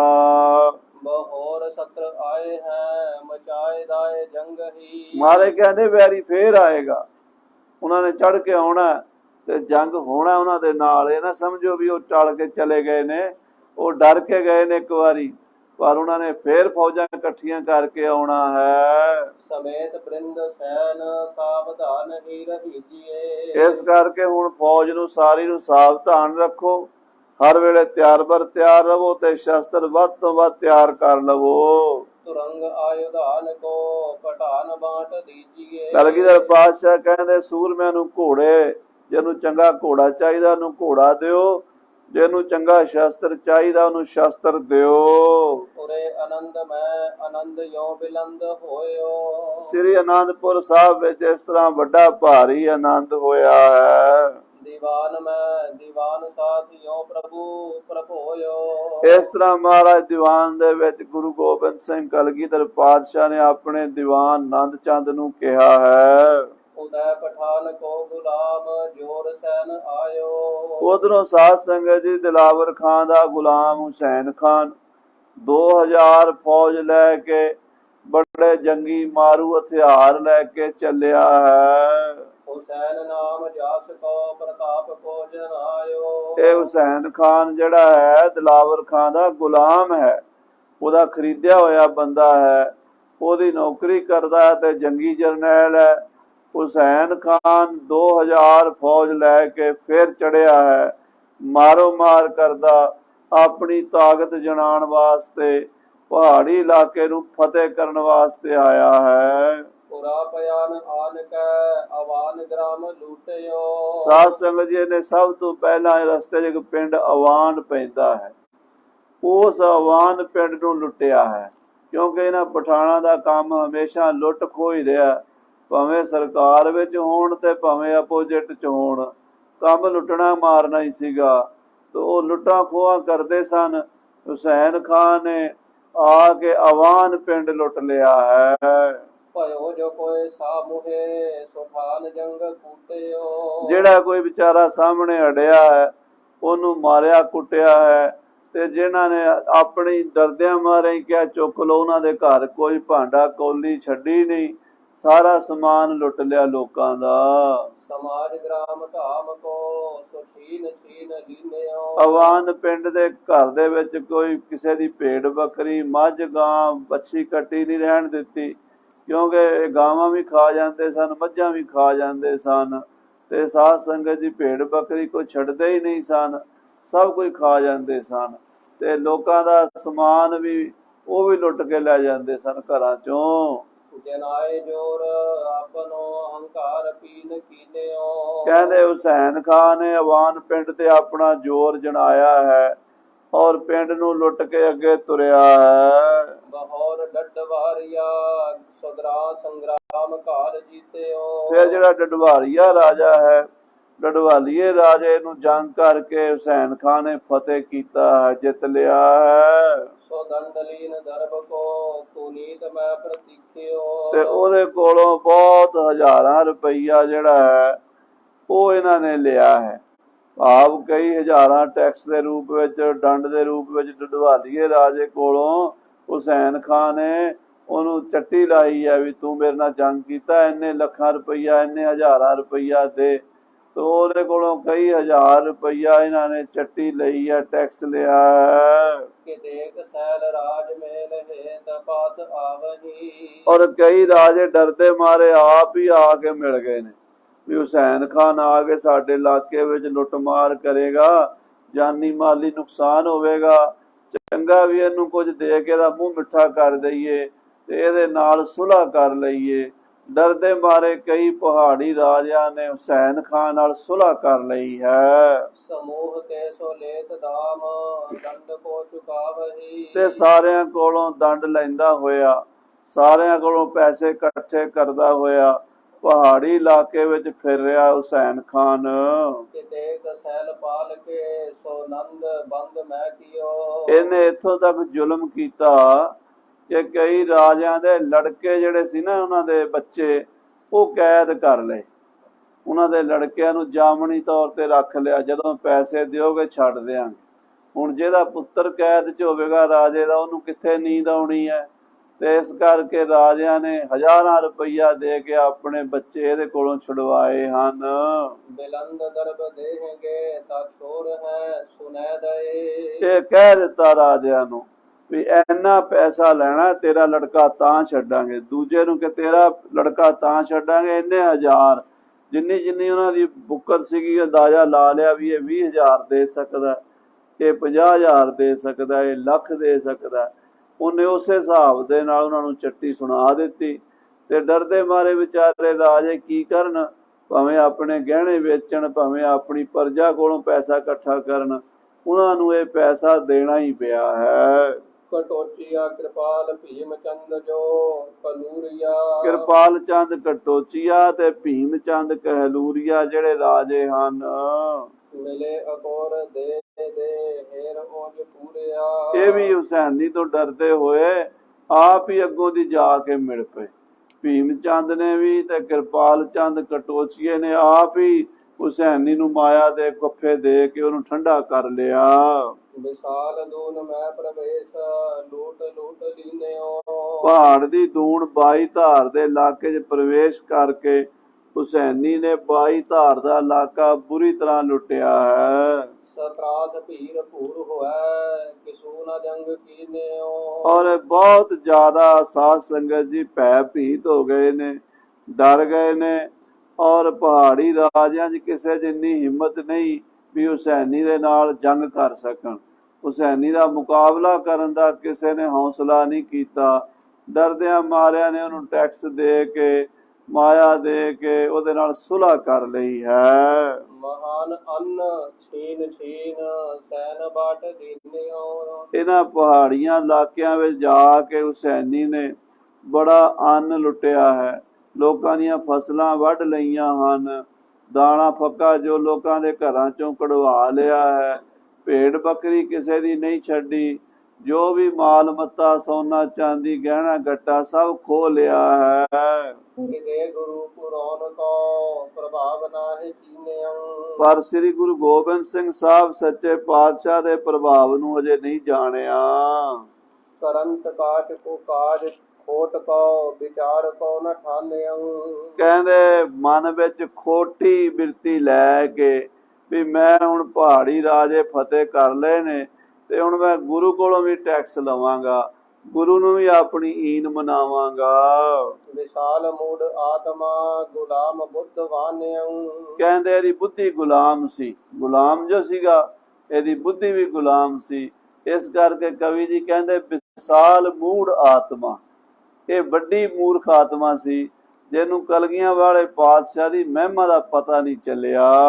ਨਿਵੇਸ਼ ਘਾਲ ਦੂਨ ਮੈਂ ਜਨਾਏ ਜੋਰ ਆਪਨੋ, ਇਹਨੇ ਸਾਧ ਸੰਗਤ ਜੀ ਦੂਣ ਦੇ ਇਲਾਕੇ 'ਚ ਆਪਣੀ ਛਾਉਣੀ ਪਾ ਲਈ, ਆਪਣਾ ਜ਼ੋਰ ਜਨਾਇਆ। ਜਦੋਂ ਭੀਮ ਚੰਦ ਵਰਗੇ, ਕਿਰਪਾਲ ਚੰਦ ਕਟੋਚੀਏ, ਕਾਂਗੜੇ ਦੇ ਰਾਜੇ ਵਰਗੇ ਵੱਡੇ ਵੱਡੇ ਰਾਜੇ ਅੱਗੇ ਝੁਕ ਗਏ ਹੋਣ ਤੇ ਫਿਰ ਬੰਦੇ ਨੂੰ ਹੰਕਾਰ ਤਾਂ ਆਪ ਆਉਣਾ ਹੀ ਹੈ ਨਾ। 10ਵੇਂ ਪਾਤਸ਼ਾਹ ਨੇ ਇੱਕ ਪੰਕਤੀ ਲਿਖੀ ਹੈ ਇਹਦੇ ਬਾਰੇ, ਹੁਸੈਨੀ ਬਾਰੇ, ਕਹਿੰਦੇ ਜੈਸੇ ਰੱਬ ਕੇ ਤੇਜ ਤੇ ਰੇਤ ਅਦਕ ਤਪਤਾਏ, ਸੂਰਜ ਦੀ ਗਰਮੀ ਨਾਲ ਰੇਤਾ ਗਰਮ ਹੋ ਜਾਂਦਾ ਤੇ ਉਹ ਰੇਤਾ ਕਵੇ ਵੀ ਸੂਰਜ ਦੀ ਲੋੜ ਨਹੀਂ, ਮੈਂ ਹੀ ਆ, ਰੱਬ ਵੱਲ ਛੁਦਰ ਨਾ ਜਾਣਈ ਆਪਨ ਹੀ ਗਰਬਾਏ। ਏਦਾਂ ਹੁਸੈਨੀ ਨੂੰ ਹੰਕਾਰ ਹੋ ਗਿਆ। ਇਹ ਛੋਟੀ ਬਿਰਤੀ ਵਾਲਾ ਬੰਦਾ ਸੀ, ਗੁਲਾਮ ਜੋ ਸੀਗਾ। ਤੇ ਸਾਧ ਸੰਗਤ ਜੀ ਗੁਲਾਮਾਂ ਦੀ ਬਿਰਤੀ ਵੀ ਗੁਲਾਮ ਹੁੰਦੀ ਹੈ, ਉਹ ਉੱਚਾ ਵਿਸ਼ਾਲ ਸੋਚ ਨਹੀਂ ਸਕਦੇ। ਇਸ ਤਰ੍ਹਾਂ ਹੁਸੈਨੀ ਨੇ ਕੋਈ ਵਧੀਆ ਸੋਚ ਨਹੀਂ ਸੋਚੀ, ਉਹ 10ਵੇਂ ਪਾਤਸ਼ਾਹ ਨੂੰ ਵੀ ਆਪਣੇ ਥੱਲੇ ਲਾਣਾ ਚਾਹੁੰਦਾ ਹੈ। ਸੋਟ ਲੇਤ ਕਾਹੂ ਕੋ ਮਹਾਨ ਦੇਤ ਤਾਪਨੋ, ਹਾਂਜੀ, ਸੋਟ ਲੇਤ ਕਾਹੂ ਕੋ ਮਹਾਨ ਦੇਤ ਤਾਪਨੋ। ਕਹਿੰਦੇ ਕਿਸੇ ਨੂੰ ਖੋਹ ਲੈਂਦਾ, ਕਿਸੇ ਨੂੰ ਲੁੱਟ ਲੈਂਦਾ, ਕਿਸੇ ਨੂੰ ਤਾਪ ਦਿੰਦਾ, ਭਾਵ ਸਜ਼ਾ ਦਿੰਦਾ, ਦੰਡ ਦਿੰਦਾ ਹੈ। ਬਿਨਾਏ ਦਵੈਸ਼ ਕੇ ਤਨੰ ਕਰੰਤ ਓਤ ਪਾਤ ਕੋ, ਕਹਿੰਦੇ ਇਹ ਬਿਨਾਂ ਦੁਸ਼ਮਣੀ ਦੇ ਹੀ ਦੁਸ਼ਮਣੀ ਕਰਦਾ ਹੈ। ਯਾਨੀ ਜੇ ਕਿਸੇ ਨਾਲ ਦਵੈਸ਼ ਨਹੀਂ ਵੀ ਕਰਨੀ, ਉਹਦੇ ਨਾਲ ਹੀ ਖਾਮਖਾ ਜਾ ਕੇ ਟੱਕਰ ਲੈਂਦਾ ਹੈ। ਖਾਮਖਾ ਲੋਕਾਂ ਨੂੰ ਆਪਣਾ ਜ਼ੋਰ ਜਤਾਉਂਦਾ ਵੀ ਮੈਂ ਹੀ ਮੈਂ ਆ, ਮੈਂ ਪਤਾ ਨਹੀਂ ਕੀ ਬਣ ਜਾਵਾਂਗਾ। ਸਾਧ ਸੰਗਤ ਜੀ ਕਈ ਵਾਰੀ ਦੇਖਿਆ ਜਿਹੜੇ ਵੱਡੇ ਅਫਸਰ ਹੁੰਦੇ ਆ ਨਾ, ਚੰਗੇ ਖਾਨਦਾਨੀ, ਉਹਦਾ ਇੰਨਾ ਧੱਕਾ ਨਹੀਂ ਕਰਦੇ। ਤੇ ਜਿਹੜੇ ਘਟੀਆ ਕਿਸਮ ਦੀ ਬਿਰਤੀ ਵਾਲੇ ਹੁੰਦੇ ਆ ਨਾ, ਉਹ ਆਪਣੇ ਨੰਬਰ ਬਣਾਉਣ ਦੇ ਮਾਰੇ ਲੋਕਾਂ ਦੇ ਜ਼ੁਲਮ ਕਰਨ ਲੱਗ ਜਾਂਦੇ। ਅੱਜ ਕੱਲ ਵੀ ਇਦਾਂ ਹੀ ਹੁੰਦਾ। ਜਿਹੜੇ ਤੇ ਚੰਗੇ ਅਸਲੇ ਦਾ ਇਨਸਾਨ ਹੈ, ਉਹਦਾ ਸਮਝਦਾ ਵੀ ਭਾਈ ਜਿਹੋ ਜੀ ਬੇਰਤ ਜਾਨ ਹੈ ਉਹੋ ਜੀ ਗਰੀਬ ਜਾਨ ਹੈ, ਤੇ ਉਹ ਕਿਸੇ ਦਾ ਬੁਰਾ ਨਹੀਂ ਕਰਦਾ। ਤੇ ਜਿਹੜਾ ਹੁੰਦਾ ਜ਼ੁਲਮ ਜ਼ਾਲਮ ਕਿਸਮ ਦਾ ਬੰਦਾ, ਘਟੀਆ ਅਸਲੇ ਦਾ ਬੰਦਾ, ਉਹ ਫਿਰ ਆਪਣੀ ਤਾਕਤ ਏਦਾਂ ਦਿਖਾਣੀ ਚਾਹੁੰਦਾ ਵੀ ਮੈਂ ਆਪਣਾ ਏਦਾਂ ਹੀ ਨੰਬਰ ਬਣਾ ਲਵਾਂ, ਵੀ ਮੇਰੇ ਵਰਗਾ ਕੋਈ ਹੈ ਹੀ ਨਹੀਂ। ਏਦਾਂ ਹੁਸੈਨ ਖਾਨ ਨੂੰ ਹੰਕਾਰ ਹੋ ਗਿਆ ਤੇ ਆਪਣਾ ਜ਼ੋਰ ਜਨਾਣ ਲੱਗਾ। ਸਤਰਾਸ ਹੋਏ ਦੂਣ ਮੈਂ ਨਾ ਕੋਪ ਧਾਰ ਘਾਤ ਕੋ, ਸਾਰੇ ਦੂਣ ਦੇ ਵਿੱਚ ਮੇਰਾ ਡਰ ਬਹਿ ਜਾਵੇ, ਕੋਈ ਮੇਰੇ ਸਾਹਮਣੇ ਖੰਘ ਨਾ ਸਕੇ। ਉਹਨੇ ਏਦਾਂ ਦਾ ਦਬਦਬਾ ਬਣਾਉਣ ਦੀ ਕੋਸ਼ਿਸ਼ ਕੀਤੀ ਹੈ। ਮਿਲੇ ਅਨੇਕ ਆਨ ਕੈ ਅਕੋਰ ਹਾਥ ਜੋਰ ਕੈ, ਕਹਿੰਦੇ ਬੜੇ ਬੜੇ ਲੋਕ ਆ ਕੇ ਉਹਨੂੰ ਆਪੇ ਹੀ ਭੇਟਾ ਦੇ ਰਹੇ ਸਨ। ਉਹਨੂੰ ਲੋਕ ਲਿਆ ਲਿਆ ਕੇ ਮਾਇਆ ਦੇ ਗੱਫੇ ਦੇ ਰਹੇ ਸਨ। ਲੋਕ ਲਿਆ ਲਿਆ ਕੇ ਘੋੜੇ, ਨਜਰਾਨੇ, ਸ਼ਸਤਰ ਭੇਟਾ ਕਰ ਰਹੇ ਸਨ। ਰਾਜੇ ਮਹਾਰਾਜੇ ਵੱਡੀਆਂ ਵੱਡੀਆਂ ਤੋਂ ਉਹਨਾਂ ਨੂੰ ਲਿਆ ਕੇ ਭੇਟਾਵਾਂ, ਨਜਰਾਨੇ ਦੇ ਰਹੇ ਸਨ। ਇਸ ਕਰਕੇ ਉਹ ਜਿਹੜਾ ਹੁਸੈਨ ਖਾਨ ਸੀ, ਉਹਦਾ ਹੰਕਾਰ ਦਿਨੋਂ ਦਿਨ ਵੱਧਦਾ ਜਾ ਰਿਹਾ ਸੀ। ਕਿਤੇ ਭਾਜ ਜਾਤ ਹੈ ਕਿਤੇ ਲੈ ਨਿਹੋਰ ਕੈ, ਤੇ ਕਈ ਤਾਂ ਡਰਦੇ ਮਾਰੇ ਉਤੋਂ ਡਰ ਕੇ ਭੱਜ ਹੀ ਜਾਂਦੇ ਸੀ ਆਪਣਾ ਇਲਾਕਾ ਛੱਡ ਕੇ, ਤੇ ਕਈਆਂ ਨੂੰ ਵੇਖ ਕੇ ਉਹਨਾਂ ਤੋਂ ਉਹ ਟੈਕਸ ਲੈ ਲੈਂਦਾ ਸੀ। ਦੋਹਰਾ ਇਸ ਪ੍ਰਕਾਰ ਸਭ ਧੂਣ ਮੈਂ ਹੈ ਘਾਲਿਓ ਜੋਰ ਸਜੋਰ, ਏਦਾਂ ਉਸਨੇ ਆਪਣਾ ਜ਼ੋਰ ਵਿਖਾਇਆ, ਆਪਣੀ ਤਾਕਤ ਵਿਖਾਈ। ਇਹ ਜਿਹੜਾ 22 ਧਾਰ ਦਾ ਪਹਾੜ ਦਾ ਇਲਾਕਾ, ਸ੍ਰੀ ਅਨੰਦਪੁਰ ਸਾਹਿਬ ਦਾ ਉੱਪਰਲਾ, ਕਾਂਗੜੇ ਦਾ ਰਾਜ, ਕਹਿਲੂਰ ਦਾ, ਬਿਜੜਵਾਲੀਆਂ ਦਾ ਅਤੇ ਸਾਧ ਸੰਗਤ ਜੀ ਡਡਵਾਲੀਆਂ ਦਾ, ਇਹ ਜਿੰਨੇ ਰਾਜੇ 22 ਧਾਰ ਦੇ ਨੇ, ਉਹਨਾਂ ਉੱਤੇ ਜ਼ੋਰ ਪਾ ਕੇ ਹੁਸੈਨ ਖਾਨ ਨੇ ਉਹਨਾਂ ਕੋਲੋਂ ਟੈਕਸ ਲੈਣ ਦੀ ਕੋਸ਼ਿਸ਼ ਕੀਤੀ ਹੈ। ਅਬਿਲਾਖਤ ਮੂਰਖ ਹਿਰਦੇ ਚਲੋ ਅਨੰਦਪੁਰ ਔਰ, ਤੇ ਹੁਣ ਉਹ ਮਨ 'ਚ ਸੋਚਣ ਲੱਗਾ ਵੀ ਇਧਰੋਂ ਮੈਂ ਵਿਹਲਾ ਹੋ ਕੇ ਹੁਣ ਅਨੰਦਪੁਰ ਵੱਲ ਹੀ ਚੱਲਾਂਗਾ, ਤੇ ਅਨੰਦਪੁਰ ਦੇ ਗੁਰੂ ਗੋਬਿੰਦ ਸਿੰਘ ਨੂੰ ਜਾ ਕੇ ਉਹਨੂੰ ਟੱਕਰਾਂਗਾ। ਮੈਂ ਉਸ ਗੁਰੂ ਕੋਲੋਂ ਹਜ਼ਾਰਾਂ ਰੁਪਈਆ ਟੈਕਸ ਲਵਾਂਗਾ, ਆਪਣੀ ਈਨ ਮਨਾਵਾਂਗਾ, ਨਹੀਂ ਤੇ ਜੰਗ ਕਰਕੇ ਗੁਰੂ ਨੂੰ ਫਤਿਹ ਕਰਾਂਗਾ, ਉਹਨੂੰ ਗ੍ਰਿਫਤਾਰ ਕਰਾਂਗਾ। ਇੱਦਾਂ ਦੀ ਸੋਚ ਬਣਾ ਲਈ ਹੈ। ਉਹ ਕਥਾ ਆਪਾਂ ਅੱਗੇ ਸਰਵਣ ਕਰਾਂਗੇ। ਸਮੇਂ ਦੇ ਲਿਹਾਜ਼ ਨਾਲ ਸਮਾਪਤੀ ਹੈ। ਹੇ ਗੋਬਿੰਦ, ਹੇ ਗੋਪਾਲ, ਹੇ ਦਇਆਲ ਲਾ। प्राणनाथ अनाथ सखे दीन दर्दन हे समरथ अगम पूरण मोहे मया ता अंधकूप महाप्यान नानक पार उत आए प्रभ शरणागति कृपा नित ते एक अखर हर मन बस्त नानक होत न वाहिगुरु नाम जहाज चढ़े सो तरे जो शरदा कर सेवंदे गुरु पार उतारण वाहिगुरु जी का खालसा वाहिगुरु जी की फतेह। राम कली महला तीजा आनंद एक ओंकार सतगुर प्रसाद आनंद पया मेरी माए सतगुरु मैं सतगुर ता पाया सहज सेती मन वजिया वधाइया राग रतन परवार परियां शब्दों ता गावो हरि के मन जिनि वसाया कह नानक आनंद होआ सतगुरु मैं पा ए मन मेरिया तू सदा रो हर नाल रो तू मन मेरे चूप अंगीकारो करे तेरा कारज सब सवारना सब ना गल्ला समरथ तो क्यों मनो विसारे कह नानक मन मेरे सदा रो हर साचे साहेबा क्या नहीं करते करता तेरा सब कुछ है जिससे सोपा सदा शिव सलाह तेरी नाम जिनके मन वस्या वाजे शब्द तेरे कह नानक सच्चे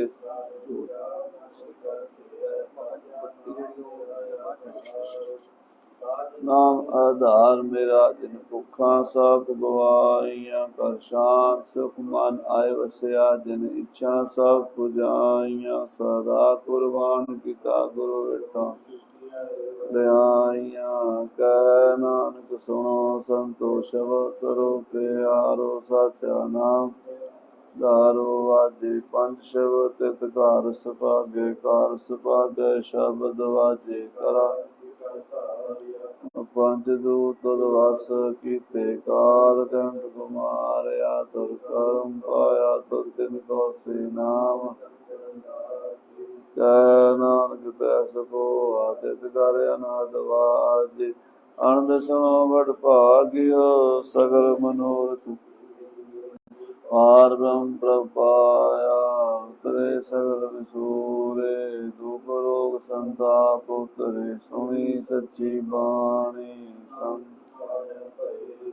पूरे गुर ते जानी सुनते पुनीत कहते पवित्र सतगुर है पर पूरे बिनवंत वाजे अनहतूरे सलोक पवन गुरु पानी पिता माता तर तुम दिवसरा दोदाई दाया खिल चंगियाइया बरियाइया वाजै धर्म करमी आपो अपनी के नेड़ जिनी नाम ध्याया गए मुसकत काल नानक देव खोजले एटी छुट्टी जिनी नाम ध्याया गए मुसकत काल नानक देव खोजले एटी वाहिगुरु जी का खालसा वाहिगुरु तू ठाकर तुम पैरदास जियो पिंड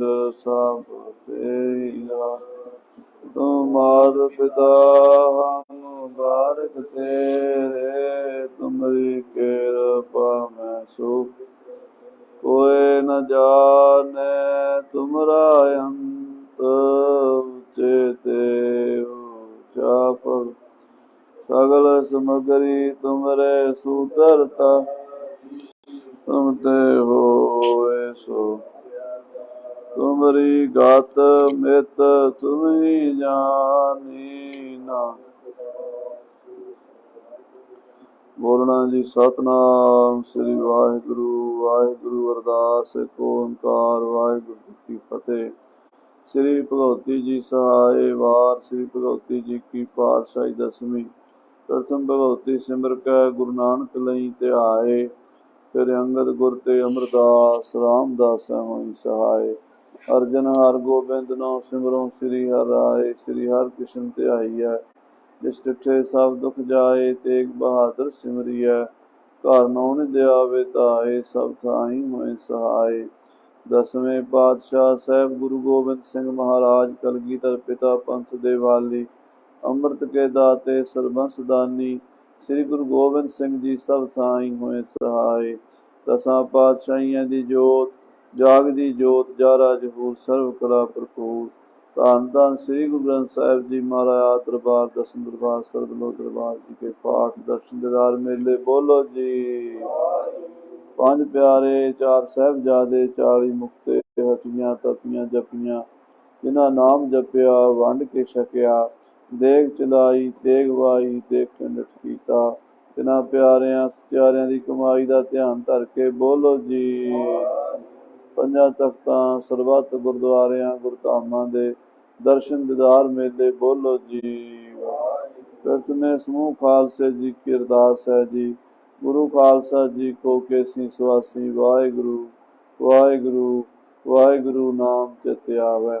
चित आवन का सदका सर्व सुख होवे। जहाँ जहाँ गुरु खालसा जी साहिब तहाँ तहाँ रछिया रियाय। देग तेग फतेह बिरद की पैज पंथ की जी श्री साहिब जी सहाय। खालसे जी के बोल बाले बोलो जी। गुरसिखां दा मन नीवा मत उच्ची मत पाते राखे काल पुरख अंतरजामी। हे निवाणियों के मान निताणियों के ताण न्योटियों की ओट में आश्रयों के आश्रय। महाराज गरीब नवाज अंतरजामी साहब श्री गुरु नानक देव जी महाराज गुरु गोबिंद सिंह गुरु ग्रंथ साहब शहीदो ਸਿੰਘੋ आप जी के चरण कमलों च अरदास बेनती है। महाराज महापुरुष ब्रह्म ज्ञानी तत् बेते जन्म मरण दोहू मैं नाही जन पर उपकारी आए।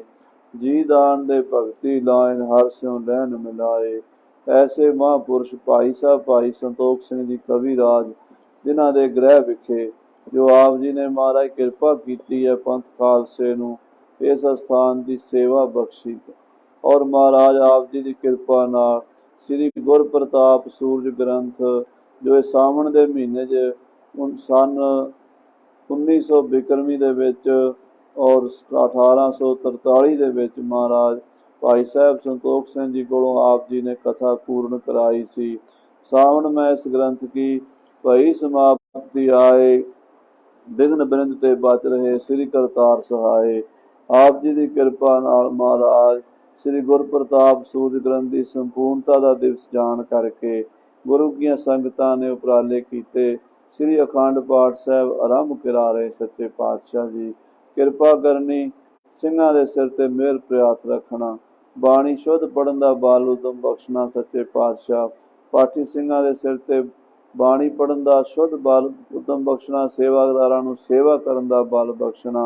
और देशों विदेशों में संगतां मारे हाजरियां भर रही सारियां दी हाजरी प्रवान करनी। अस्थान की सेवा आप अपनी कृपा करके कराओ। विद्यालय की सेवा आप कराओ। सच्चे पातशाह निशान चलाने ने कृपा रखनी। महाराज झूलते निशान रहे पंथ महाराज के अपनी कला वरतानी। आप जी के हजूर पंचामृत कड़ाह प्रसाद जी की देग सज के हाजिर है। अनेक प्रकार भोजन बहु पिए बहु व्यंजन मिष्टाए। करी पाक साल सोच पवित्रा हुण लाओ भोग हराए। आप जी नूं भोग लगे सीध प्रसाद संगत वरते पावन हुक्मनामे बख्शो। श्री अखंड पाठ साहब आरंभ करन दी आग्या बख्शो। सही प्यारे मेलो जिन्हां मिलिया पवित्र नाम चितावे। नानक नाम चढ़ती तेरे भाने सवाल। वाहिगुरू जी का खालसा वाहिगुरू जी की फतेह। दोहरा गया पई अकाल की तबै चलायो। सब सिखन को हुक्म है गुरु मान्यो। गुरु ग्रंथ जी मान्यो प्रगट कुरान जो प्रभ को मिलबो चाह खोज शब्द राज करेगा खालसा की रहे। पार हुए सब मिलेंगे बचे शर्म। उठ गई सभा मलेश की कर कूड़ा पासा। डंका बाजे फतेह का नेक लंक। नानक गुरु गोबिंद सिंह जी पूर्ण गुर जगमग जोत बिराज रही श्री अवत कंडा जाके हाथ में कलगी सो हमारी रक्षा करे गुरु कलगी वाहिगुरु नाम जहाज है चढ़े सो तरी जो शरदा कर सेवंदे गुरु पाले जो शरदा कर सेवंदे खुशियां दे जगारे जावे निहाल हो जावे भाई संतोख सिंह साहिब जी दे मन नूं भावे सत श्री अकाल देख तेग फतेह हर मैदान फतेह वाहिगुरू जी का खालसा वाहिगुरू जी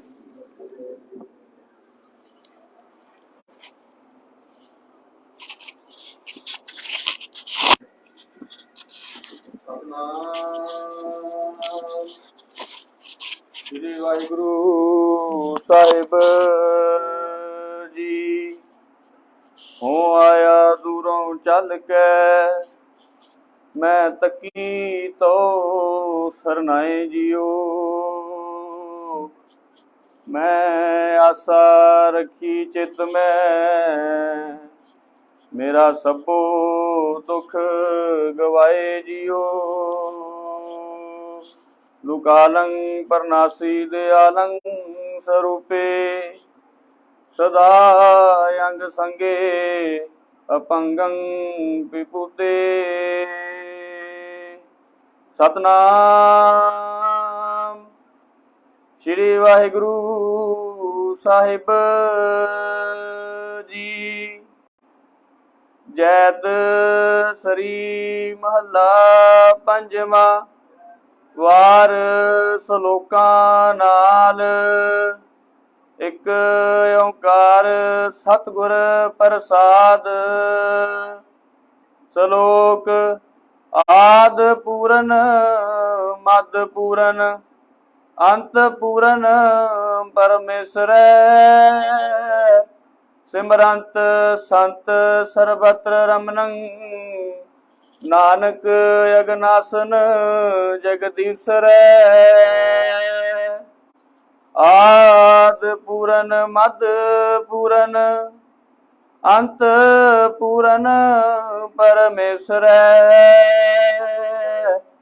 सिमरंत संत सर्वत्र रमनं नानक अगनासन जगदीश्वर पेखन सुनन सनावनो मन मह दृढ़िय साच पूर रहे ओ सर्वत्र में नानक हर रंग राच पौड़ी हर एक निरंजन गाइए सब अंतर सोई करण कारण समरथ प्रभ जो करे सो होई किन मह थाप उथाप दा तिस बिन नहीं कोई खंड ब्रह्मांड पाताल दीप रविया सब लोई जिसे आप बुझाए सो बुझसी निर्मल जन सोई खंड ब्रह्मांड पाताल दीप रविया सब लोई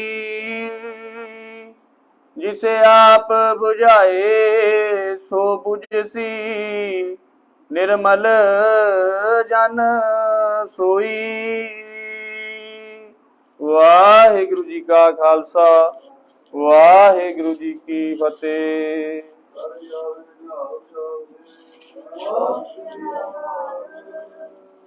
सतनाम वाहिगुरु सतनाम वाहिगुरु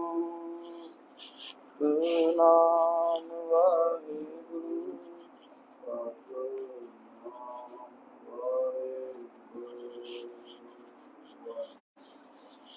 ਇਕ ਓੰਕਾਰ ਸਤਨਾਮ ਕਰਤਾ ਪੁਰਖ ਨਿਰਭਉ ਨਿਰਵੈਰ ਅਕਾਲ ਮੂਰਤ ਅਜੂਨੀ ਸੈਭੰ ਗੁਰ ਪ੍ਰਸਾਦ ਜਪ। ਆਦ ਸੱਚ ਜੁਗਾਦ ਸੱਚ ਹੈ ਭੀ ਸੱਚ, ਨਾਨਕ ਹੋਸੀ ਭੀ ਸੱਚ। ਸੋਚੈ ਸੋਚ ਨ ਹੋਵਈ ਜੇ ਸੋਚੀ ਲਖ ਵਾਰ, ਚੁਪੈ ਚੁਪ ਨ ਹੋਵਈ ਜੇ ਲਾਇ ਰਹਾ ਲਿਵਤਾਰ।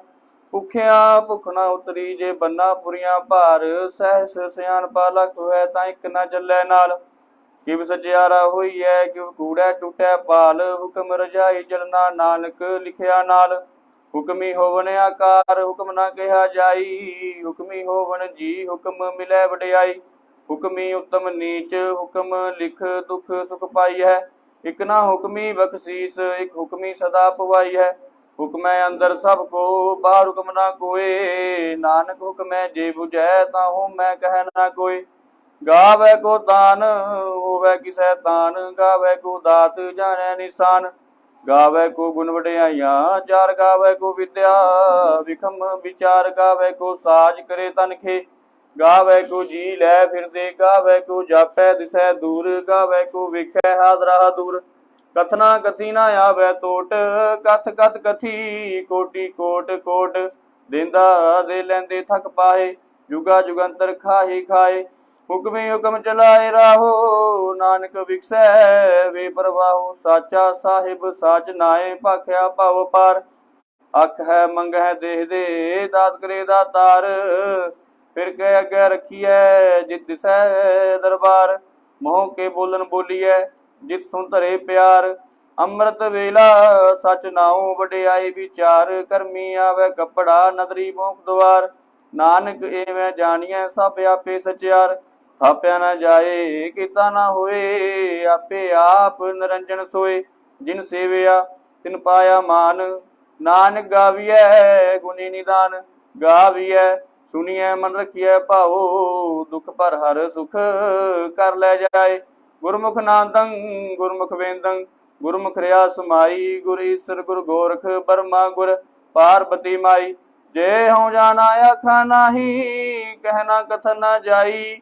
ਗੁਰਾਂ ਇਕ ਦੇਹ 부ਜਾਈ, ਸਭਨਾ ਜੀਆਂ ਕਾ ਇਕ ਦਾਤਾ। ਸੋ ਮੈਂ ਵਿਸਰ ਨਾ ਜਾਈ। ਤੀਰਥ ਨਾਵਾ ਜੇ ਤਿਸ ਪਾਵਾਂ, ਬਿਨ ਭਾਣੇ ਕੇ ਨਾਇ